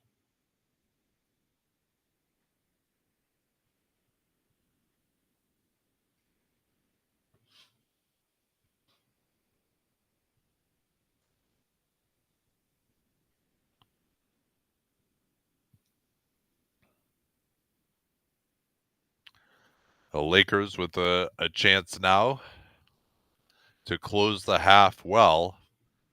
Wolves only have 15 points in the quarter. 50-47 Lakers, just under 2 minutes now. Hayes is in to close the half. LeBron gets Randall switched onto him off the Hayes screen, fires the jumper over him, not close. Good contest by Randall. And this DiVincenzo. Hayes in, Gobert out. Yeah, it's interesting. Here's Edwards. Smokes another layup. Fortunately for him, McDaniel's there to pick it up. This is now 1 of 6 in the restricted area for Anthony Edwards. Here's Reeves. Blows past everyone. He smoked the layup too. Lakers on the offensive glass. And LeBron is going to get the and one after Hayes had the initial tip. I would enjoy it if Austin Reeves just never gets to the free throw line in this game after all the times he's thought he's gone there. And this is crafty ball handling by him, though. He and LeBron have developed a nice pick and roll chemistry. That's also a moving screen by LeBron James. Like that's one where Nickeil Alexander-Walker should see that LeBron is moving and just fall down. Another missed free throw by the Lakers.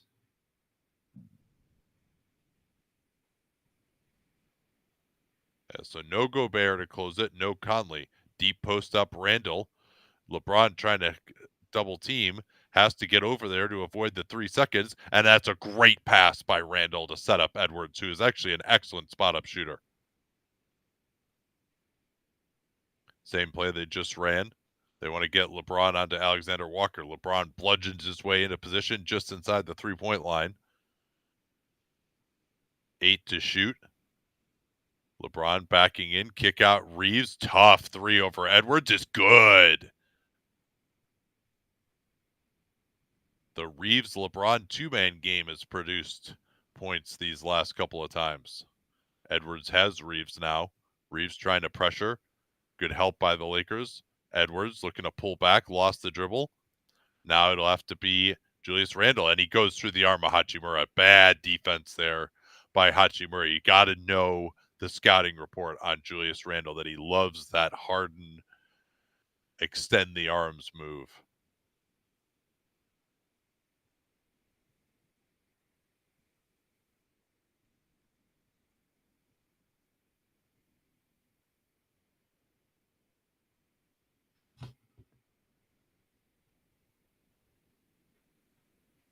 Yeah, Julius Randle having himself another nice offensive first half here. 12 points.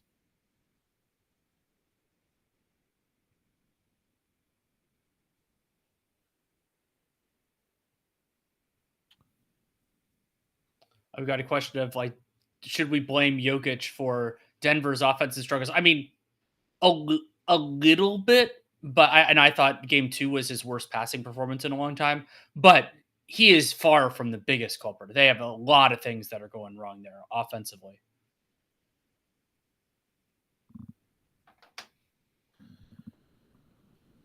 Down to a 1-point game. There's a 4-second differential. Oh, they turned the shot clock off? No, they didn't. The ESPN. Yeah, there it is. Yeah, squeeze that thing back in there. If you know anybody's going to take the air out of the ball. Luka against Edwards. Not an advantage matchup with him in this state. He takes an impossible 3 what and knocks it down. That was going to push it right back process. up. Gobert getting it to DiVincenzo. Here's Randall. Gets his man in the air. Corner McDaniels. Did he get it off? Doesn't matter. It misses. And that is a preposterous 3. The Lakers doing it with their shooting. 8 of 19 from three-point range. Wolves are 3 of 15. All right, we'll be back for the second half.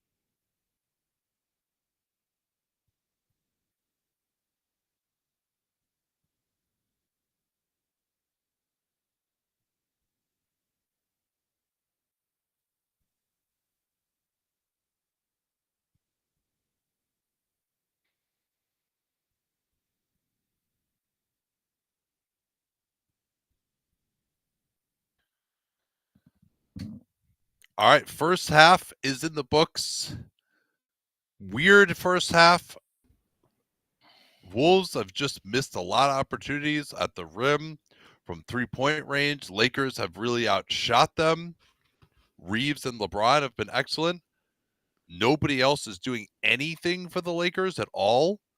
Luka is struggling with this stomach issue, though he hit a massive three right at the end of the quarter.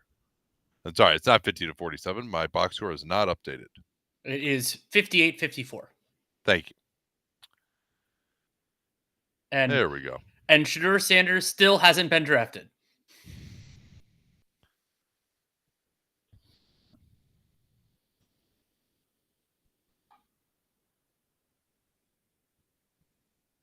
Hey, that's an incredible finish they're showing of LeBron over Rudy Gobert. And yeah, I mean, the amount of ground that he covers going left to right to still shoot that was pretty incredible. That was a cool graphic right there. Sometimes you don't realize how much space is actually being covered by these guys on these moves.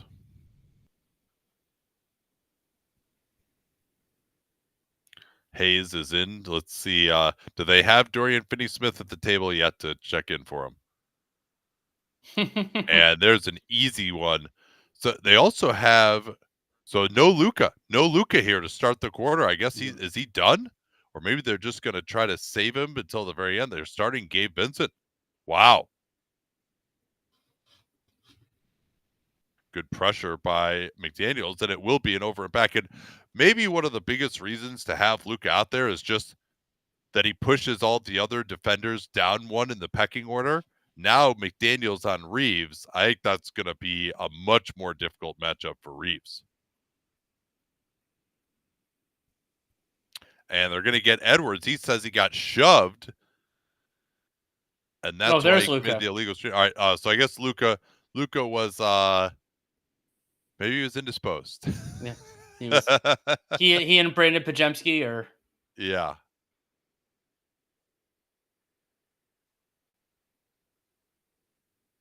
Conley switching on to Reeves. Now LeBron will set the screen. That interaction has been really good.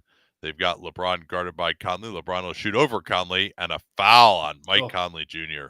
Not a good foul by the veteran. I was about to criticize LeBron for not driving there, but that worked out better.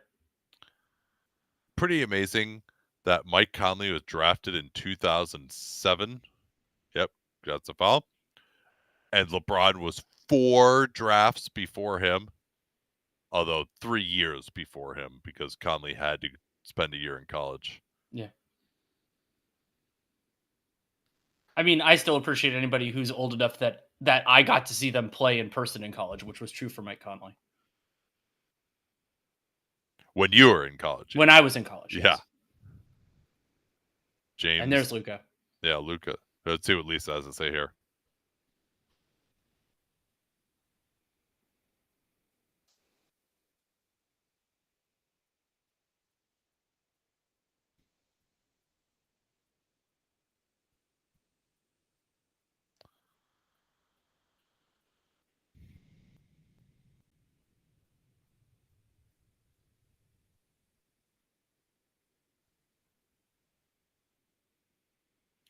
I would consider, though, putting McDaniels on Reeves and Edwards on Luka.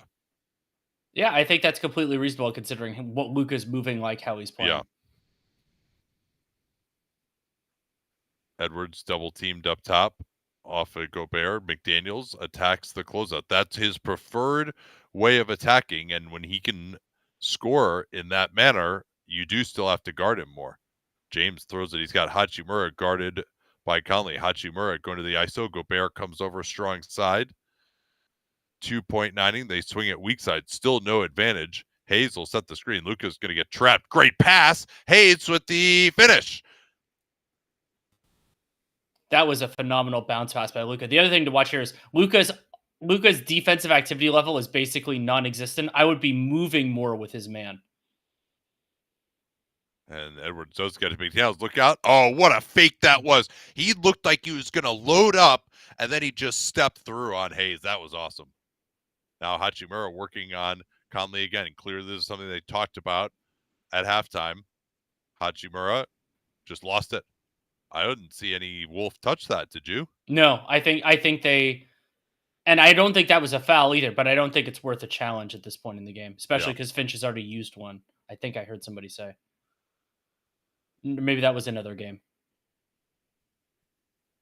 Luka trying to back down on McDaniels. I like him in the post here. Luka, that's such a dumb decision to go for that rebound by Luka when you only have limited energy. And good job by the Lakers picking up for him and getting back. Edwards, though, will get to shoot over Reeves. That wasn't close.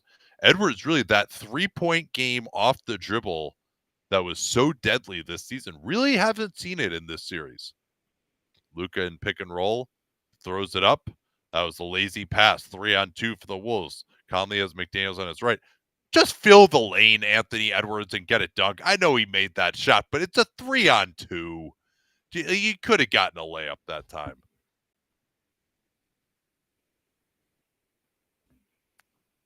Reeves, as Edwards got obliterated by the screen, was wide open and couldn't get it. Wolves in the lead, looking for more now. Edwards has Reeves. LeBron switches him. Still Reeves on the ball. Randall's open the corner. That was too slow. Too slow. He was open. They didn't get it to him fast enough. Now Luka throws it ahead to LeBron. James will back it way out. Wants to play pick and roll. Coming downhill at Gobert. Gobert switching onto him. James shooting over Gobert. Good contest by the Frenchman with the 7'9" wingspan. Edwards picked up again. Wants to go at Hayes. Randall, everyone's exhausted right now. Randall just takes the three and makes it. And that was pretty, like Jackson Hayes, if you're only going to be out there for 4 minutes, you got to have a little more activity than that. Yeah, as Luka Doncic is basically crawling in the paint, but it's going to be difficult. Finney Smith is at the table. I joked with John that Finney Smith was the permanent sub. Luka almost threw it away again. Reeves trying Edwards, bludgeons into him. Oh, that was amazing by Edwards. Do you see how he stepped back? He pulled it, pulled the arm. Him? That was awesome. It was like a vertical chair pull. Conley, now Randall. LeBron up the floor. Randall can step through. He's tripped, no foul. Reeves has Conley. Look out for LeBron. Reeves has thrown some crazy alley-oops to LeBron. That one, a more reasonable. I'm appreciating Luka Doncic playing 3-point line to 3-point line, but still making some good passes. James has been the best player on the floor tonight with 27. He's only missed 4 shots. Double team on Edwards. Conley is going to get wide open here. Man, JJ Redick should have taken a timeout a while ago to get Dorian Finney-Smith in. They are getting smoked right now.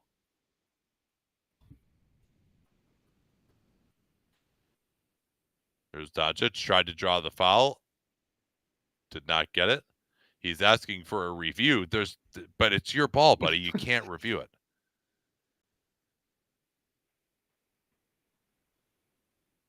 They could review it if it was viewed off of him, but you can't review a call that is in your own favor.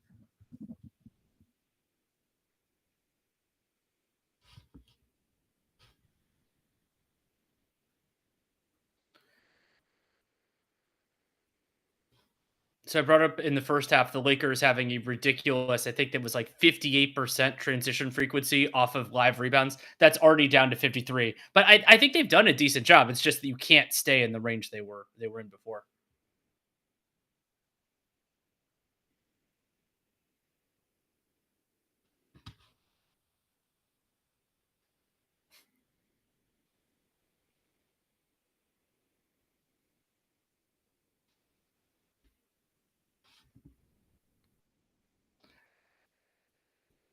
Let's see.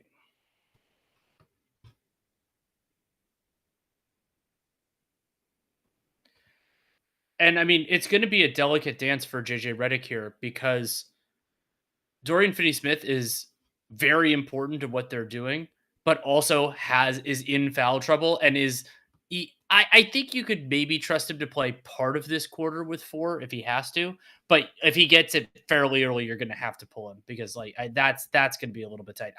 We've generally said, you don't want to commit to the outcome but they do really need him for the close if it's going to be even reasonably close.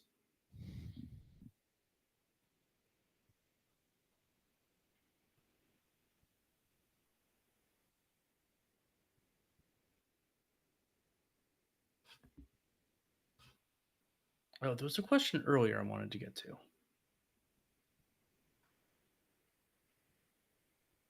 I don't see it now. Why do you think Edwards isn't attacking the rim every time? There's no rim protection. Because the Lakers have a very, very tight shell, and their scheme is to make guys beat you over the top. And so they always have just a ton of gap help. And I think he's, on occasion, has done a pretty good job when he has the mismatch of just kind of working into position slowly, Kawhi Leonard style. And I've liked that he hasn't been as deterred by that he's like actually forcing them to double team him. But when they do, then he needs to make the pass.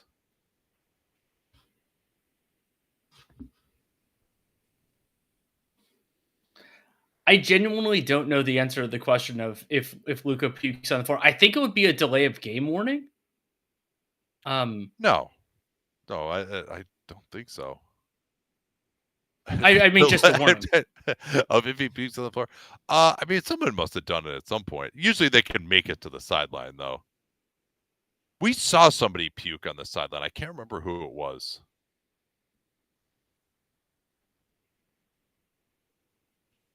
Oh, yeah, Tracy Morgan did. Well, that's a little different. Yeah, so Wolves, did they have 5 threes in this quarter?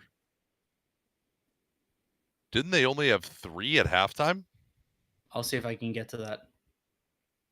And there's 3 of them right there that they just showed in that montage.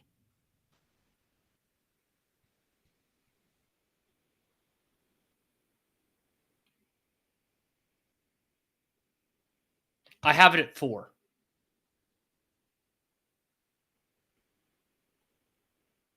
Reeves with the three-pointer out of the right wing. And it's back to 2. Lakers have gotten the albatross off the floor. They'll switch Hachimura onto Edwards. You see where Reeves and LeBron are? That's why he's not driving. And he picked up his dribble in an awkward area. That's just a pretty bad possession. There's Conley. Acted like he was being held. Then he fights it up. Gobert, there's a Rudy Gobert touching the rebound without getting it. First of our half. And they're going to give up an easy layup. That was a foul. How did they not call that foul? That. I mean, I guess the referee wasn't in perfect position to see it, but a smoke layup. And Edwards finally with a tough finish inside. Huge swing there. Could have tied the game for the Lakers. And those are the plays that LeBron, as brilliant as he still is, just would never miss before. Luka has Conley on him. Just going to work even more slowly and deliberately into position than he normally does. And, I mean, that's the shot he's going to. He's gone to that fadeaway 3 or 4 times now. That's just what it's going to be. He does not look good. He's got that MJ Game 5 in 97 look to him. Rather wan. Edwards now guarded by Luka. Luka fouls him. Luka, he's so magnanimous when he actually admits that he fouled someone, isn't he? I mean, at least he's not demanding a challenge every time. That would be even worse. Luka Doncic, he shoots that shot like he's just in a practice gym, basically. Because he's so big, he's so confident in his ball handling. McDaniels on a go and catch at Luka. Luka cuts him off twice beautifully. Nice work there by Luka. And McDaniels stayed on the ball for some reason. What a tip by DiVincenzo. I think he flew in. I didn't see who missed him on the box out. It might have been Reeves.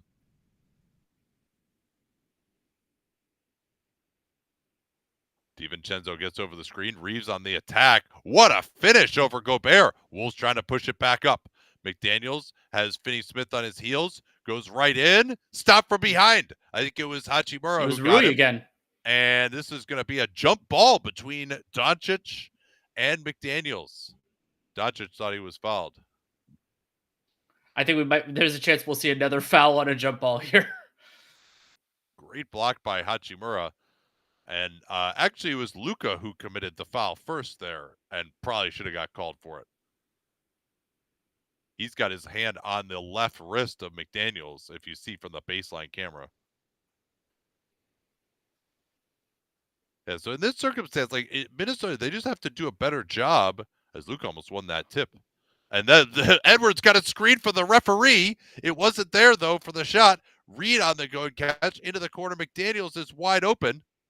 Here, I'm going to refresh. Oh, another steal. I think Luka just passed that off Austin Reeves. Oh, Edwards along the baseline. Good thing we didn't refresh yet. I'm going to do it now, though. Okay.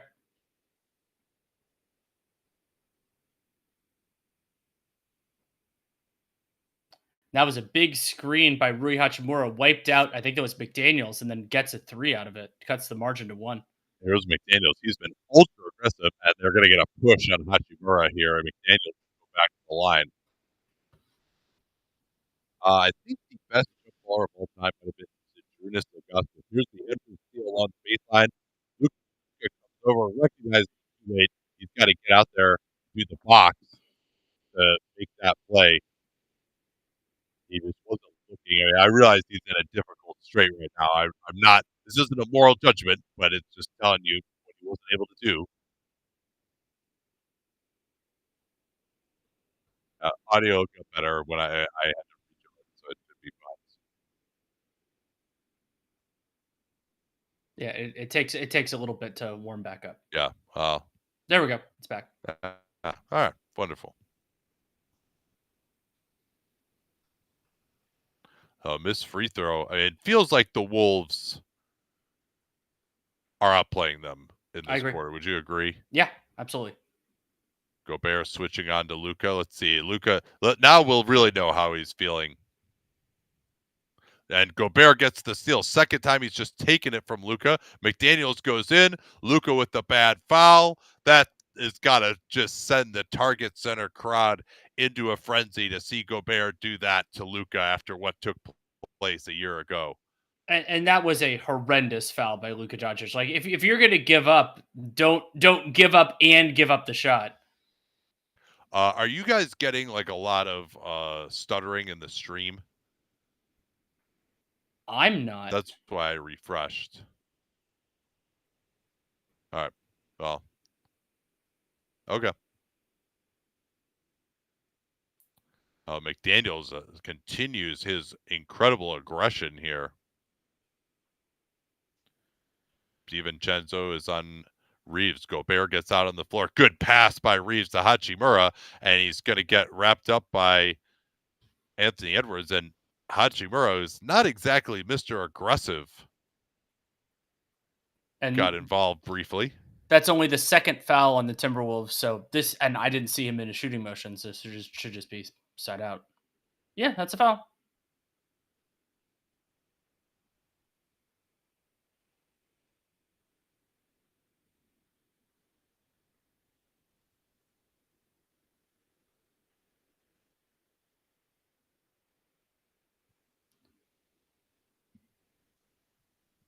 Oh, and that's a big shot there from Gabe Vincent. Second chance points off of the Luka miss. Lakers cut it back to 2, and we'll see what Minnesota can generate here. 80-78, 3:21 left. Hachimura switching on to Edwards. Edwards pressured well by Hachimura. You see where those two Lakers are way over in the gaps. Edwards finally gets off the ball. They get him in rotation, and DiVincenzo is all day. Tipped around, rebounded by the Lakers. Does that count as a Gobert getting his hand out, or was that Reed? I think it was Reed. I think that was Reed. Reeves tried to go behind the back, and he's going the other way. This will be Wolves' ball. Great defense there by Gobert again. And Reeves, he didn't really have the line. Tried to get a little bit tricky with it. And I don't think a Wolf touched that ball, so that would be a good decision. Timeout by the Lakers. So we can answer some of your questions.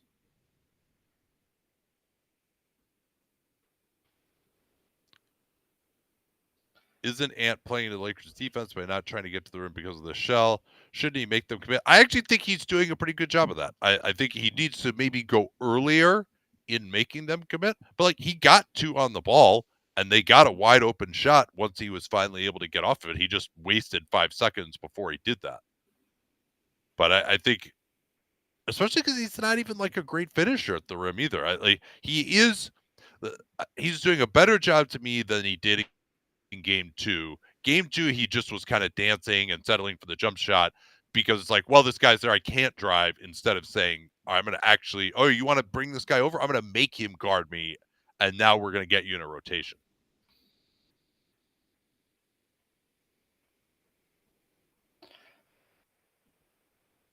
If the Bucks blow it up, should the Rockets do a men for Giannis? I mean, if that were it, sure. Although I do think there's something to be said for that, Danny, that a men and Giannis, like, not an unbelievable fit. Well, so I think the question becomes, does Giannis make the Rockets, because he changes their timeline, does he make them a high-end player? And I don't love the fit of Giannis and Şengün. I think if you're bringing in Giannis, they should do some more wholesale changes. If you can do it, which of course it's always the dream, is try to pair Giannis. I think the Bucks. Well, I think this would be my question. Would you just do Giannis for Amen and Şengün, and that's it? As the Bucks? As the Rockets. As the Rockets, yeah, I think. I mean, Giannis played at an MVP ballot level this year. I have no reason to believe that he couldn't next year. You'd have a lot of team building work to do around it, but I mean, you get a chance to get one of the best players in the world who's probably still going to be that guy for another year or two, if not more.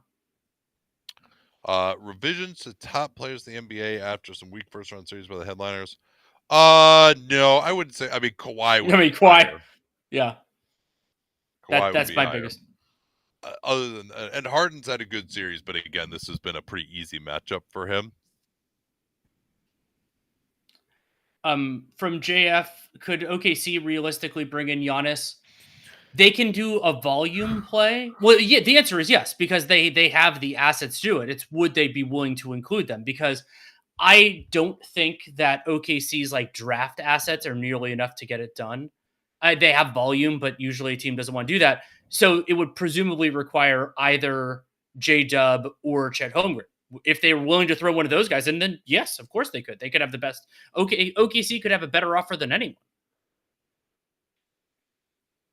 Yeah, here's the play from last year where he hit the shot over Gobert. Gobert has largely had his revenge so far in this series, although certainly there is a long time to go.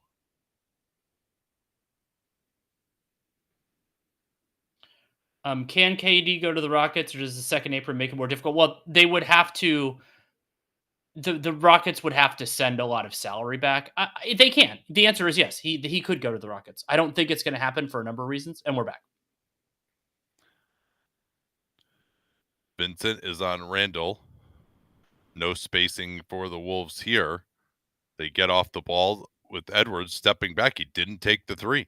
Randall going to try Vanderbilt, who's a really good matchup against him. Randall has to create. Oh, no, the cut by DiVincenzo, but LeBron came over to force a miss. What a weird possession that was that ended in spectacular fashion. Here's Luka, a little determined out of the timeout. Couldn't score on Alexander Walker, though. With Gobert out of the game, he's going to try to get to the basket. All the Lakers will. Reeves is getting a rest here. Randall just takes the three. Got into it pretty easily, but not even close there. What a steal by Nickeil. Nickeil Alexander-Walker gets it to Randall and one.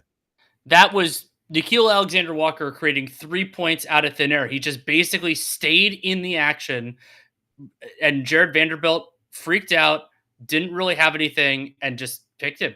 That's amazing. That was a good pass there, too, by Alexander-Walker. That'll be a fourth, I believe, on Vanderbilt as well, though of less importance since he's a reserve.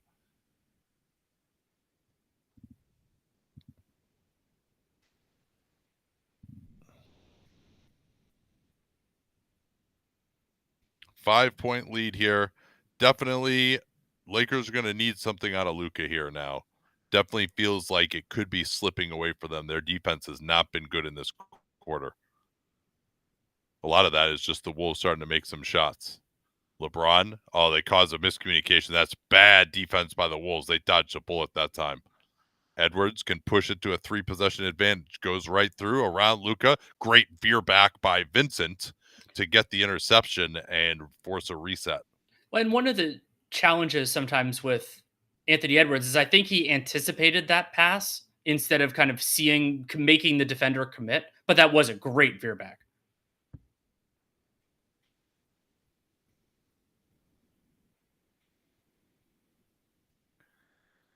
Alexander Walker gets Luka on him. Now they're going to get Luka switched on to Edwards. With Reeves out, Luka is the pigeon. Edwards, good job by Luka pressing up to take away the 3 again. Underneath, DiVincenzo. Wow, he got that off fast as the shot clock was in the red. Danger time now for LA. LeBron has been quiet in this quarter. He needs to get going. Reed switches on to him. He's got the 3 fouls. LeBron going to try Reed. There's that shell from the Wolves. LeBron tried to find Vanderbilt inside. Lucky to recover it. Here's a wide open Finney-Smith 3, and that was very lucky by the Lakers. Yeah, they had a pretty brutal offensive possession. Dorian Finney-Smith bails them out. That is his second made 3 of the game. He's 8 points in 20 minutes. Randall has Luka, kicks out to Edwards. Edwards goes in, and he just got stripped again.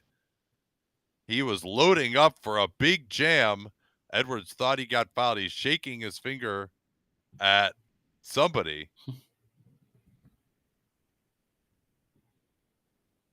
He was shaking his finger at Finney-Smith, I guess, maybe not the referee. Now Edwards is on James. Randall on Luka. Luka, that's an ridiculous shot.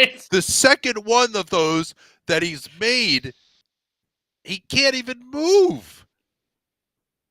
He hit one at the end of the first half, too. He was going for the 2-for-1 that time. Randall going to try right back at Luka. Alexander Walker underneath. Vanderbilt is there. Alexander Walker is fouled, and he did a good job there, Danny, of I think he was getting ready to pass it off, got fouled, and just decided to let the ball drop so make it a shooting foul. I think they're in the bonus anyway, aren't they? I don't think they are, actually. Oh, you're right, they are.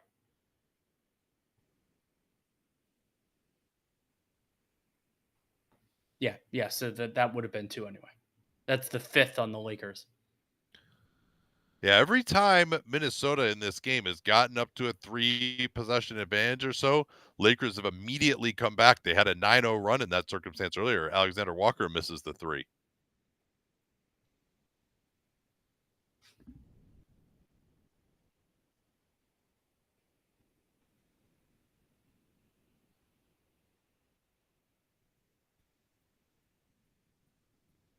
Another free throw coming here for Nickeil Alexander-Walker. Of course, was drafted initially by the Pelicans and was part of the DeAndre Hunter trade with the Hawks.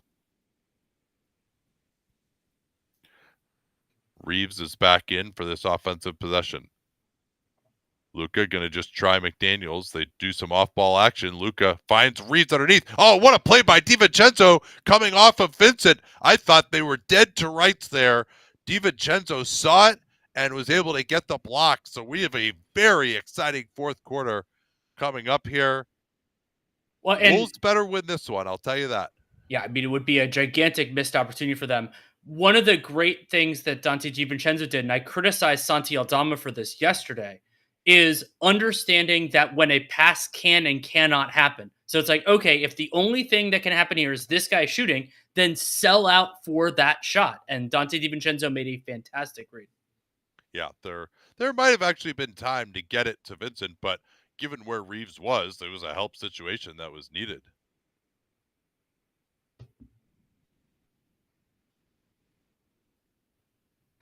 Possession game in this one is somewhat in the Wolves' favor. The turnover margin, it's 7-13 in favor of Minnesota.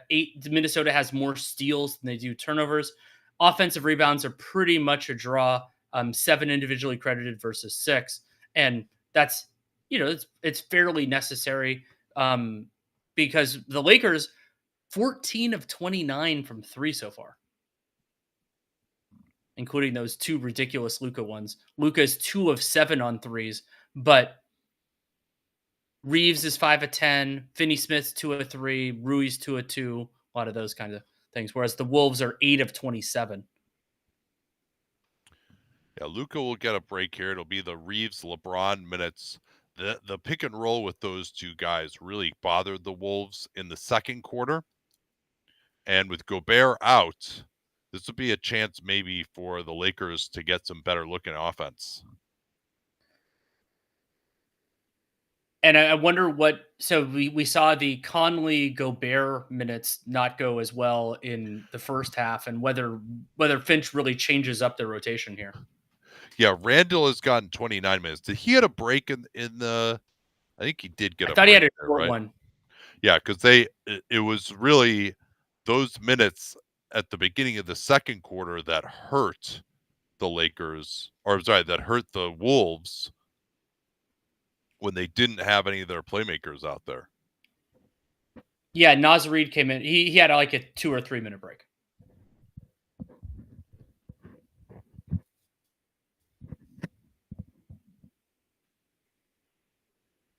Man, there could be some big sweepstakes. People are going talking in the comments on YouTube.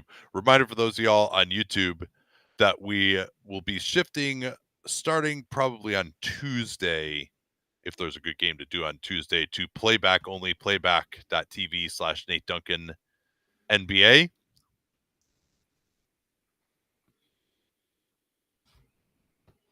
Yeah, lots of Giannis, like Giannis hypothetical trades.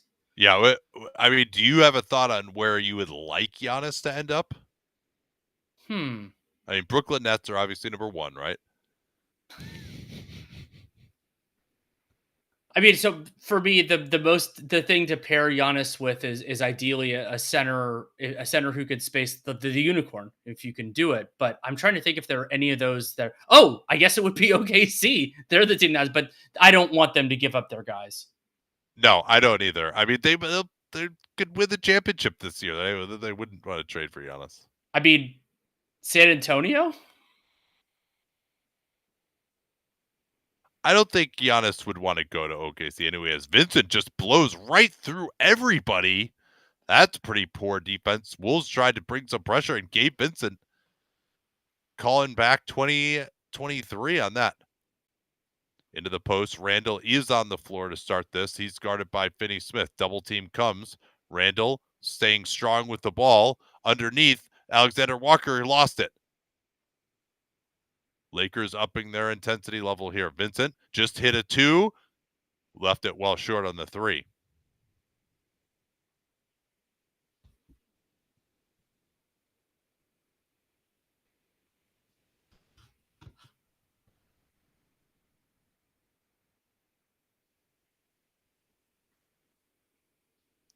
Randall again guarded by Hachimura. Back cut. Conley. Beautiful split cut action.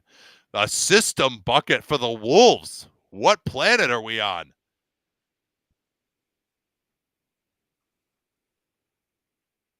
LeBron on the pick and pop. Randall stays with him. Reeves moving without the ball. Goes behind the back. Alexander Walker stayed with him beautifully. Yeah, Nickeil Alexander-Walker does such a great job not conceding anything important. And not fouling there, too. It seemed like he was totally out of position. Here's DiVincenzo. Oh, he put Finney Smith down for a moment, and he drains the 3 in the corner.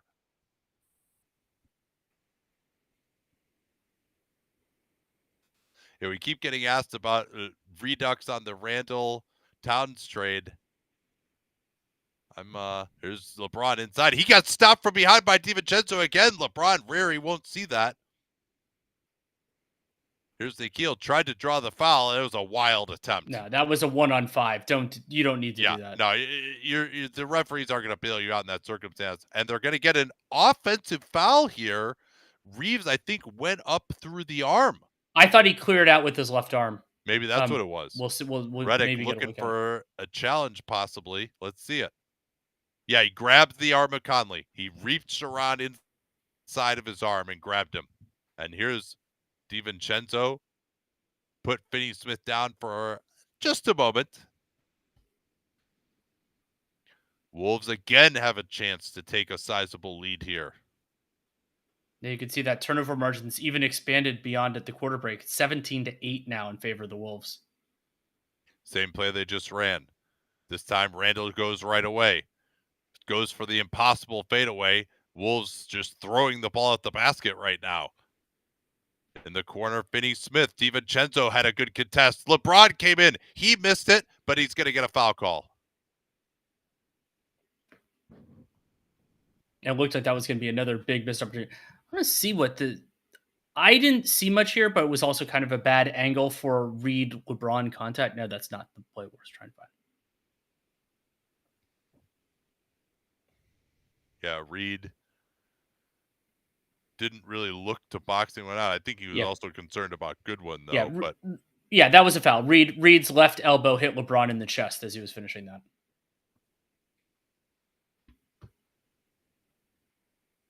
And Luka's coming back in. Yeah, only a 2-minute rest in the end. Oh, he'll get plenty of rest while they're on defense.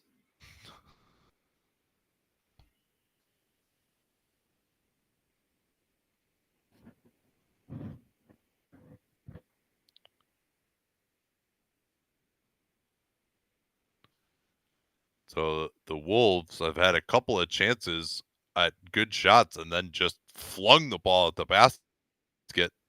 If they just are moving the ball, they're getting great looks. They're going right back to that same play again. Split cut Conley and DiVincenzo. Now they'll hand off. This is DiVincenzo, deep three. Conley just lucked into the rebound along the baseline. And Conley banks it in. Did he call very lucky possession?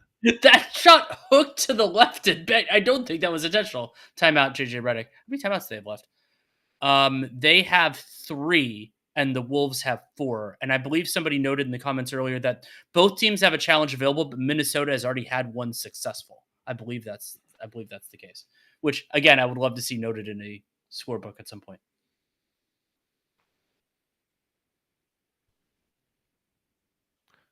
Yeah, does Finch come back with Edwards here? What's a system bucket? I made up that term. That's why there's nothing in Google results. A system bucket is exactly what it sounds like. You use your system and your intelligence to get a bucket. It's not really you beat your man one-on-one in some way or ran a conventional pick and roll. It's you got a guy open just through screening, just by running your offense. Yeah, it's not necessarily even on a set play call. It's just that somebody cut to the basket and you score. Like it's basically just by running around and causing confusion in the defense, running either a play or just intelligence to cut where you didn't have to actually beat your man to score. That's basically what it means. Schedule going forward. What are we going to do on Sunday? Can we decide that yet? I mean, it's probably got to be this series, right? So the contenders, it's Knicks, Pistons, Lakers, Wolves, not Celtics, Magic, and then Pacers, Bucks. Those are the games on Sunday. Those are some good games. Yeah. It's going to be 3-2-1 series, 4-2-1 series, actually. Yeah, maybe I'll just kind of jump in and out throughout the day. But I think probably... I mean, if we did Lakers Wolves, then we could also do the end of Pistons Knicks if it's close. Yes, that is true. That's a good point. Which one of those are you most interested in doing? I think it's probably Lakers Wolves, and then we could potentially get the end of Knicks. I mean, I'm kind of interested in Indiana Milwaukee too, but though that hasn't any close games yet. I think this series, there's just so much star power. This is fascinating. I think this is the one for me. Anyway, Memphis can get Giannis. I sincerely doubt they would have the best package because he wouldn't want to go there. Yeah, I mean because they would want to keep their guys and they don't have great draft picks. If we're talking a Giannis trade, you need at least 2 premium assets, meaning young players or picks that have real equity. And I think the Bucks would also prioritize sending him where he wanted to go if the packages were at all similar. Agreed. So like I don't see Memphis putting that together.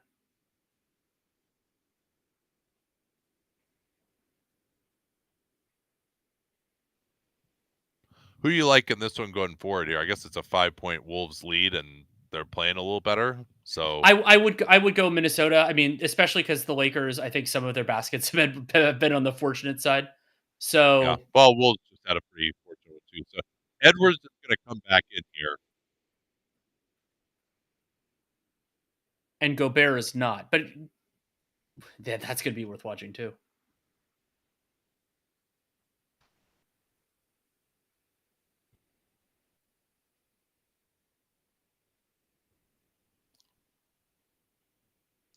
Edwards is back in to guard Reeves. McDaniel's on Luka. Randall is on LeBron, who's had a quieter second half. They want to go at Conley here through Goodwin's screening. Goodwin goes to the basket and scores. That is a pick and pop by Jordan Goodwin to a baseline 15-footer. Going back in time, baby. Randall, good no call on the foul, gets to his spot and lips it in. Julius Randle, 20 points, 5 of 11 from the field, but more importantly, 9 of 10 from the free throw line. This is a very good matchup for him offensively. LeBron went down. Trip is called on Conley as he attempted to hedge. Second foul on the Wolves, no fouls yet on the Lakers in the fourth. It's like Anthony Davis is still there. And so it looked like Conley got pushed down, or at least allowed himself to be pushed down. Potentially relevant foul trouble in this game. Naz Reid has 4, and Jared Vanderbilt has 5 in 12 minutes of action.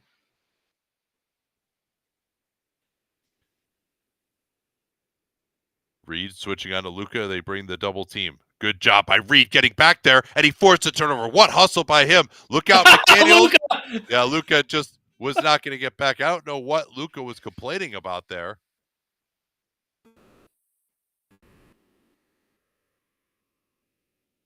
Luka thought he heard a whistle, apparently. Did he eat some mushrooms? Is that why he's not feeling well? LeBron now guarded by Randall, down to 7 on the clock. Reed getting up into James on the switch. James shoots a big 3 over him and hits it right as the clock expires. Every time it looks like the Wolves are going to blow it open, the Lakers have responded.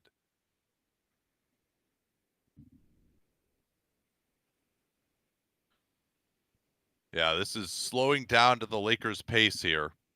They want to go Randall at Reeves. Back to Conley, corner. Naz Reid has all day. Yes. And exploiting the Lakers, LeBron's help instincts, moves towards the basket. Naz Reid gets a wide open corner 3. He can drill those. Yeah, the Lakers will help off the strong side corner sometimes. Now LeBron trying Reed. Good help by McDaniels. Luka on the attack. Back out, a twisting pass to Hachimura. LeBron, 3-pointer over Conley. Right back. And Conley read that late. He saw what was going on and just didn't quite get there. Yeah, and LeBron could shoot right over him. LeBron James looking to author a 40-point playoff performance at 40 years of age. Edwards now has Luka. Lakers getting the shell set up. Edwards into the corner. Randall, corner 3 is, just in and out. Here's Luka. He breaks the ankles of McDaniels. Can't get that 3. These teams just trading punches. Randall accelerates. Corner Edwards. Good closeout there by Goodwin. And see, this is just too slow of a decision from Edwards, but they're going to get a push on Jordan Goodwin in the corner. But that's only the first foul on the Lakers.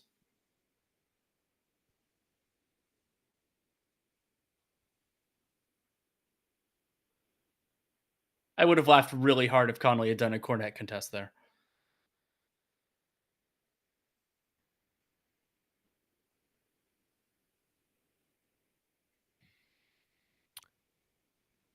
Very interested to see again what Chris Finch decides to do with Gobert.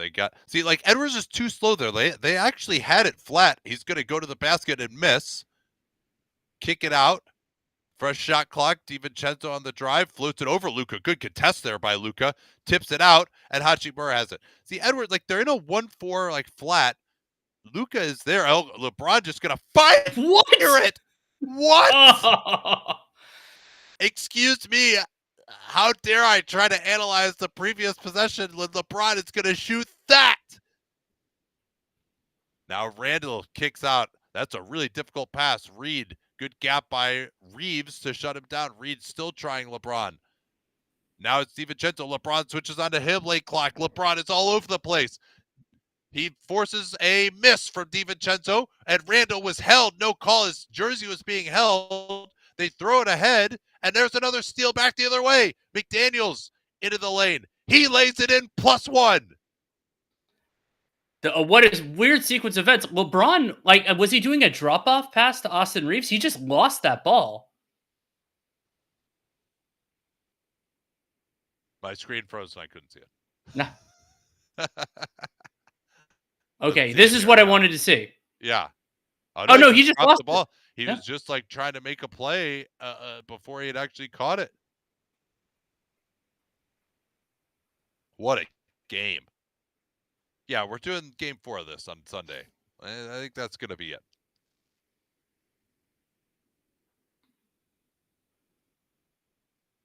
They're going to run a shooting set for LeBron, who's on fire. Luka tries to draw the foul. I would say this should not be a shooting foul. No, I think that should be. I agree with you.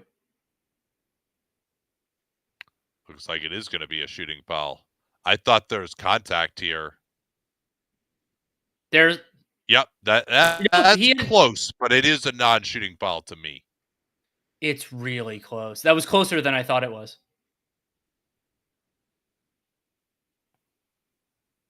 Luka makes the first free throw. The closer it gets down the stretch, you have to think maybe the advantage turns to the Lakers with their experience.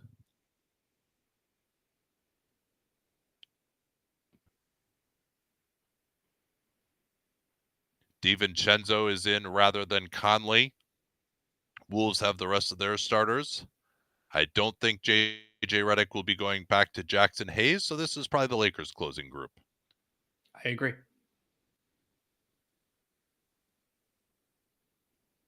Edwards guarded by Finney-Smith. They give him 2 screens. Edwards deliberate. Oh, he had Gobert wide open. He missed him. Now it's Randall out of the corner. He sets up DiVincenzo. Good close up by Reeves. DiVincenzo tries Hachimura, who stood tall, and then a terrible foul by DiVincenzo. And Rui Hachimura's had a better rim protection game. And Luka's asking for a transition take foul here. No. Nah, that was he actually was going for the steal. So next foul will be shooting for the Lakers. Yes. They only have 2 fouls committed in the quarter. It's Luka time now, in theory. He's going at Gobert, knocks him back, and scores. Tie game, timeout, Chris Finch.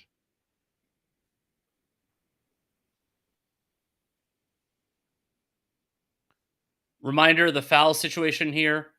Not too many guys that are going to be relevant. Maybe Naz Reid comes in at moments. He has 4. And then Vanderbilt has 5, but he's probably not going to play.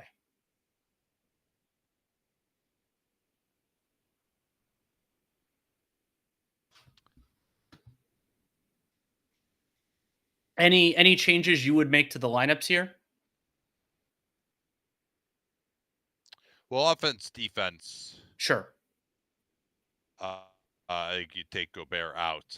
Gobert has been scored on twice in a row, but he's been good in this series on Luka. Like I'm still relatively okay with that matchup. Luka is going to try to do more here to close it out.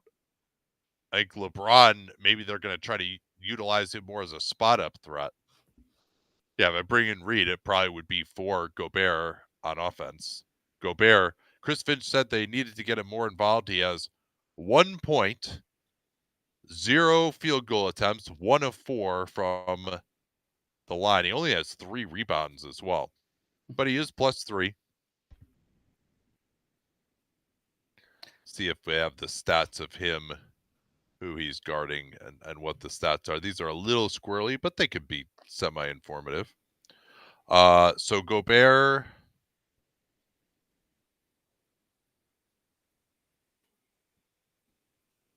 LeBron is 2 for 4 against him. Reeves is 1 for 4. And this says Luka is 0 for 0. That is not correct. No. And the Lakers turning the ball over on 22% of their possessions, that hasn't really changed in the last little bit. There was that weird one where LeBron just lost the ball a little bit ago.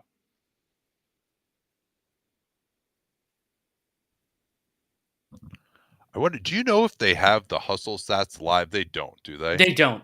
They have them like right after the game. It drives me a little bit nuts. Yeah, they got to check how many screen assists they had. Double check it.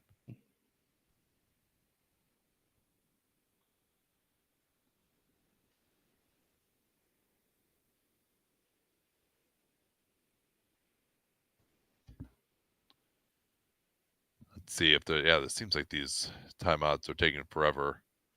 National TV timeouts in the playoffs. Yeah.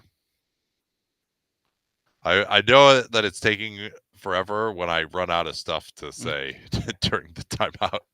And the draft is over for the day, so we can't keep talking about Shedeur Sanders not being drafted, though he still hasn't been drafted. See if there's anything stats-wise that's of interest.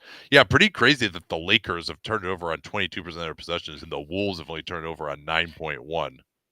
So the shots in the restricted area is pretty wild. Minnesota 33 attempts, the Lakers 14, and that's not being supplanted by free throw attempts because Minnesota has more free throw attempts than the Lakers do.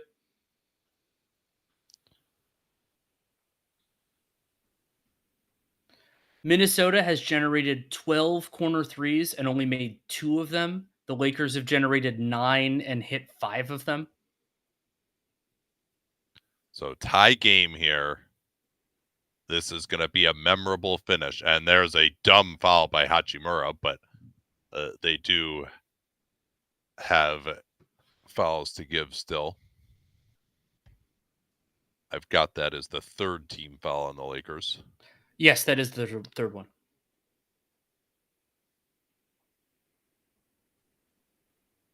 Edwards against Hachimura. Backs up now to involve Luka. Edwards goes to the step back three. We've seen little of that, and now he gets into the action from downtown. He hasn't really taken that shot in this series. 3-point Wolf lead. Behind the back, Hachimura to answer the three-pointer. No, good contest getting out there by McDaniels. Edwards is going to go right back to Luka again, I would imagine. Instead, it's Reeves. They put it in the action. Now they're going to put Luka in it. They've got the side cleared. Hachimura comes over. Edwards into the lane, and they're going to call a foul on the pass-off. Next one will be free throws for Minnesota. And I like the better deliberation from the Wolves here, better process.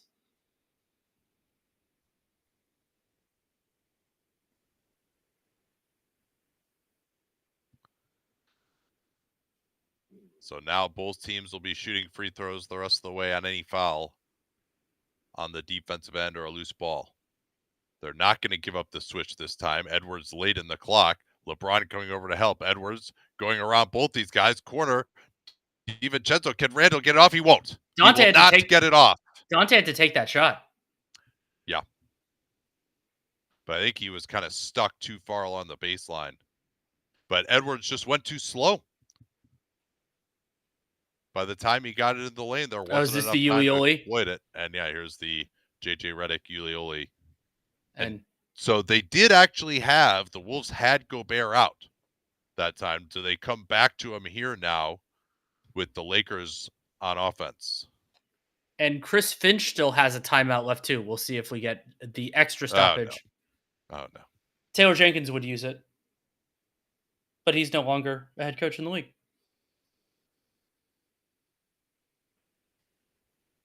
If you told me how good a shooter Ant would become when he was drafted, I've assumed he'd be winning multiple MVPs. Yeah, it's pretty remarkable, honestly, that he's this good of a shooter and not better.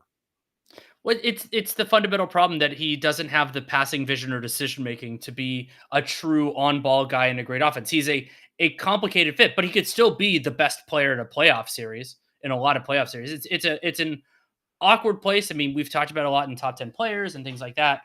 From Canada, would it be crazy to go with Gabe Vincent over Luka?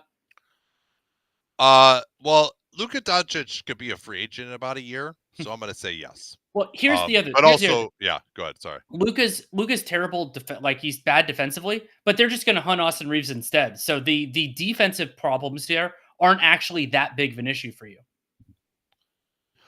I agree with that. And then, or they hunt Luka or Austin Reeves, and then you're just McDaniels is going to guard Luka. And so if you don't put Luka out there, then all of a sudden a better defender gets slotted down to LeBron and to Reeves. Part of the Laker advantage is they have these three guys, and it's tough to defend all of them.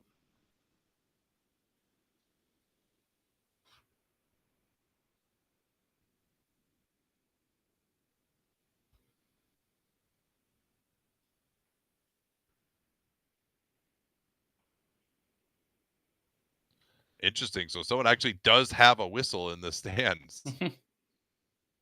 Edwards onto Luka, gets through the screen. That's an overhelp by Randall.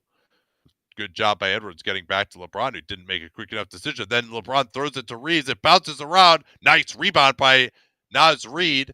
And then why? That's a transition take. No, it's going to be a timeout by Chris Finch. Yeah, I don't know why. Like, why was Finney-Smith just grabbing the jersey of Randall? Joe Ingles talking to the ref there.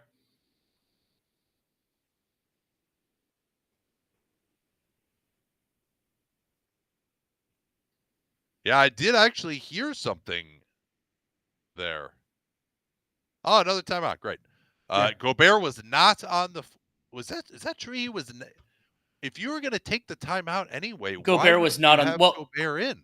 I don't think he was sure that he was going to. Oh no, there was a 11-second differential. Like she should have had Gobert in there. And maybe they think that they're just defending better without him. Maybe they would rather switch Naz Reid onto Luka than Gobert.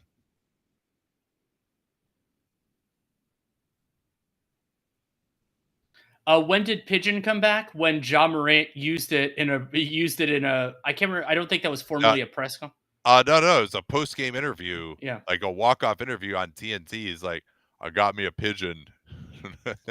Oh, and the guy he was talking about was surprised. Like it was Khalil Ware. Khalil Ware. I was like, yeah, but my one concern about it was it's not like he like barely rimmed that in this game winner. Like it wasn't even a great shot.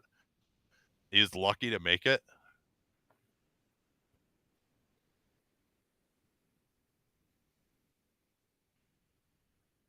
Yeah, LeBron, 38 points. So next field goal will put him at 40. No Gobert still. Here's Edwards, double teamed along the sideline. Gets out of it, kicks it out. Reed, a step beyond the line. Great pass, great shot. Reed has 2 threes in a row.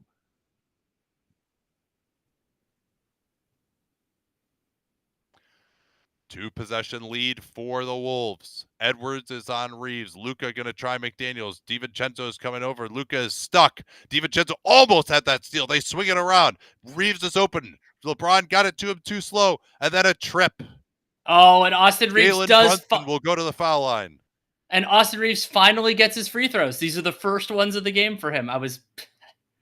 After he went to the line 2 separate times thinking he had free throws. So they really were trying, it looked like, to hard double Ant, and he got out of it. And yes, this is an obvious foul here. Oh, yeah. Joking aside. And there have been a lot of missed free throws in this game. A number of them by LeBron James, actually. It'd be weird if that was what kept him from 40. Reeves is a very reliable free throw shooter, though. It is interesting. They have not gone to LeBron that much. And you would think with Gobert out, him getting to the basket would be pretty good. Maybe he's just, the idea was that he was going to expend a lot of energy early and Luka and Reeves will close it. But a missed free throw by Reeves. It remains a 5-point game. Minnesota can score here and really put him into difficulty. Randall running pick and roll with Ant. They tried to set up a Spain pick and roll, just not even close to running a play there. They got totally blown up. They don't get Luke into the action. Instead, Ant's going to have to try LeBron. Gets past him, around Hachimura, and the finish by Anthony Edwards. Didn't matter that he had LeBron James on him. 7-point lead. Edwards has made all the plays late. Hachimura run off the line. Edwards fouls Hachimura. He'll go to shoot 2 free throws. And Edwards is trying. I think he's looking to get a challenge on this. He's calling it. Finch is calling it. Ooh, let's see what his left arm is doing. The right arm is there. What's his left arm doing? Yeah, it doesn't look like it's really making contact. That's clean. That's going to be a jump ball. Yeah, Edwards, nice hesitation. Hachimura, not very good rim protection that time. He jumped before Edwards had committed himself, and he was able to Euro right around him. And Anthony Edwards has had a brutal finishing game. We'll talk about it on the pod, but he gotten some big ones when it counts. So overall in the game, Anthony Edwards, 5 of 11 in the restricted area against a team that doesn't play a center. Yeah, I can see why the referee thought this was a foul. Maybe he gets him all up and down the arm on the forearm here, they'll say. But I would be surprised if this were not deemed marginal contact. There is contact with his arm, but he is on the ball cleanly as well. So maybe they'll say he's getting his whole arm. Or they're going to get Reed with like a push in the back or something too. Let's see what this looks like. This looks pretty good here. I think this should be a jump ball. I concur, especially with some of the shit that we've seen judged marginal contact. This is less than that. Hey, if it wasn't a foul on Derek White, there shouldn't have been a single foul called in this entire game.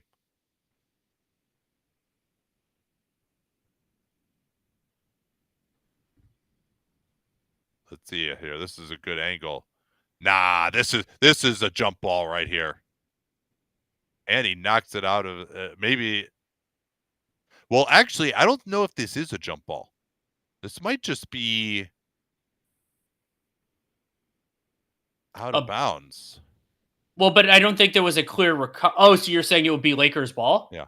Now, one thing that he does do is he kind of like has his arms outstretched when Hachimura tries to drive, and there's some contact there.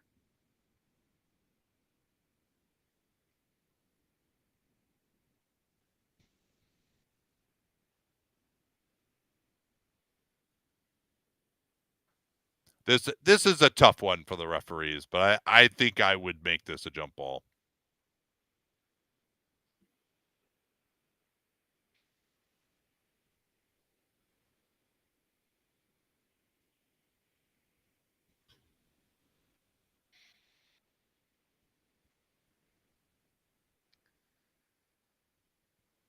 All right, here we go.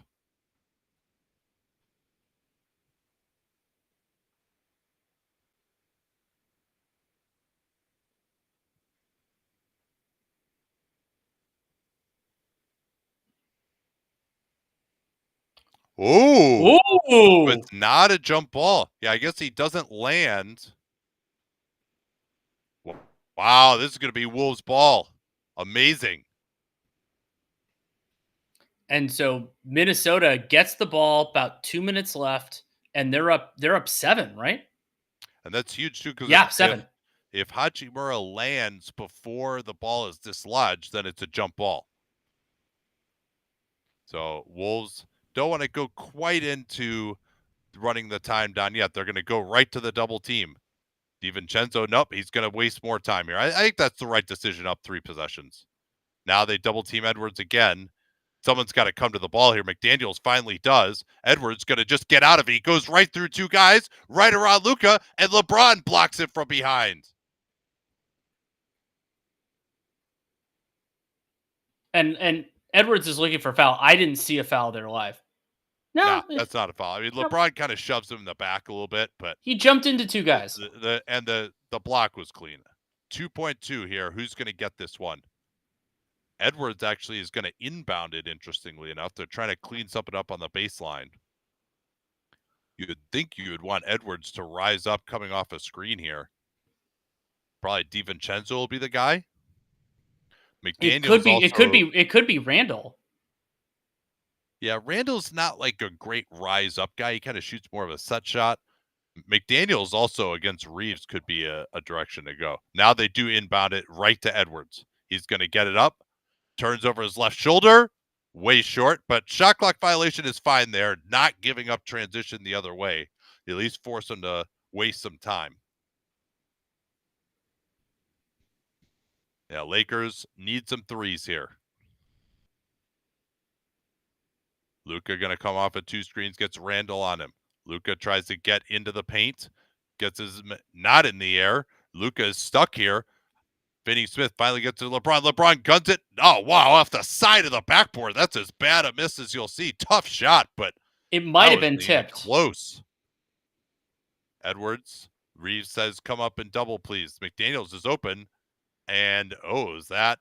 Timeout, Finch. Going to be their last timeout. That was really bad by Edwards. Edwards is saying, come to me. But, like, dude, you had McDaniels open. You didn't even look at him. Like, yeah, he could have run a little closer, but this is great defense here by Randall without fouling.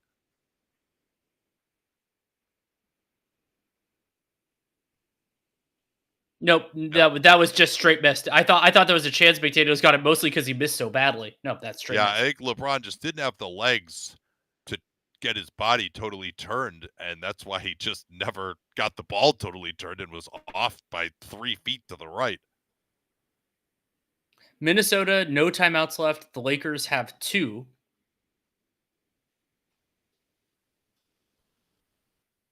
And also, like, for Ant stopping right at half court. I mean, first of all, he had the pass. He should have just made the pass. But, like, it makes it a lot harder for guys to come to you when you're, like, the furthest away from everything else. I would probably get Conley back into the game here. I think I would rather have one more capable ball handler. DiVincenzo is a little unreliable there. So is Ant. Conley's a good free throw shooter. I don't know that having the advantage of DiVincenzo over Conley is really worth it in the other aspects right now. DiVincenzo is a better defender, and you do worry because you have no timeouts left that if something happens, but you'd have an opportunity to make the sub if you have to. Randall will inbound here. They can throw into the backcourt. They do. No Conley. Double team not coming. Down to 8. Edwards fires the 3, and that's going to do it. What a close to the game from Edwards. 2 tough threes off the dribble. Set up 2 Naz Reid threes. Drove right by LeBron for a layup. And meanwhile, Chris Finch's decision to take Rudy Gobert off the floor really paid dividends. The Lakers weren't able to get any separation at the point of attack down the stretch. And also it made the Wolves offense a lot more dangerous because they didn't have somebody they could help off of. It changed the concepts there too. Yeah, no, that's really, you're right, Dave. That totally unlocked Edwards to not have Gobert out there. And the Lakers, you would hope that they would have the advantage with their individual creators, but Anthony Edwards was the best player on the floor down the stretch, and it wasn't close. LeBron finds Hachimura on the pick and pop. And that was not even close. That was a great play, wide open. I guess they called that a 2 by Edwards last time. Double team coming here. Edwards going to try again. Kicks it out. McDaniels is open. 3-pointer. Luka not exactly closing out very hard. And the only drama left now is whether LeBron James gets his 40, but we won't stick around to see it. Great close here by the Wolves. All right, we're going to go record Dunked on Prime in a little bit. So for those of y'all who subscribe, hope you all listen to that later on. Thanks for joining us.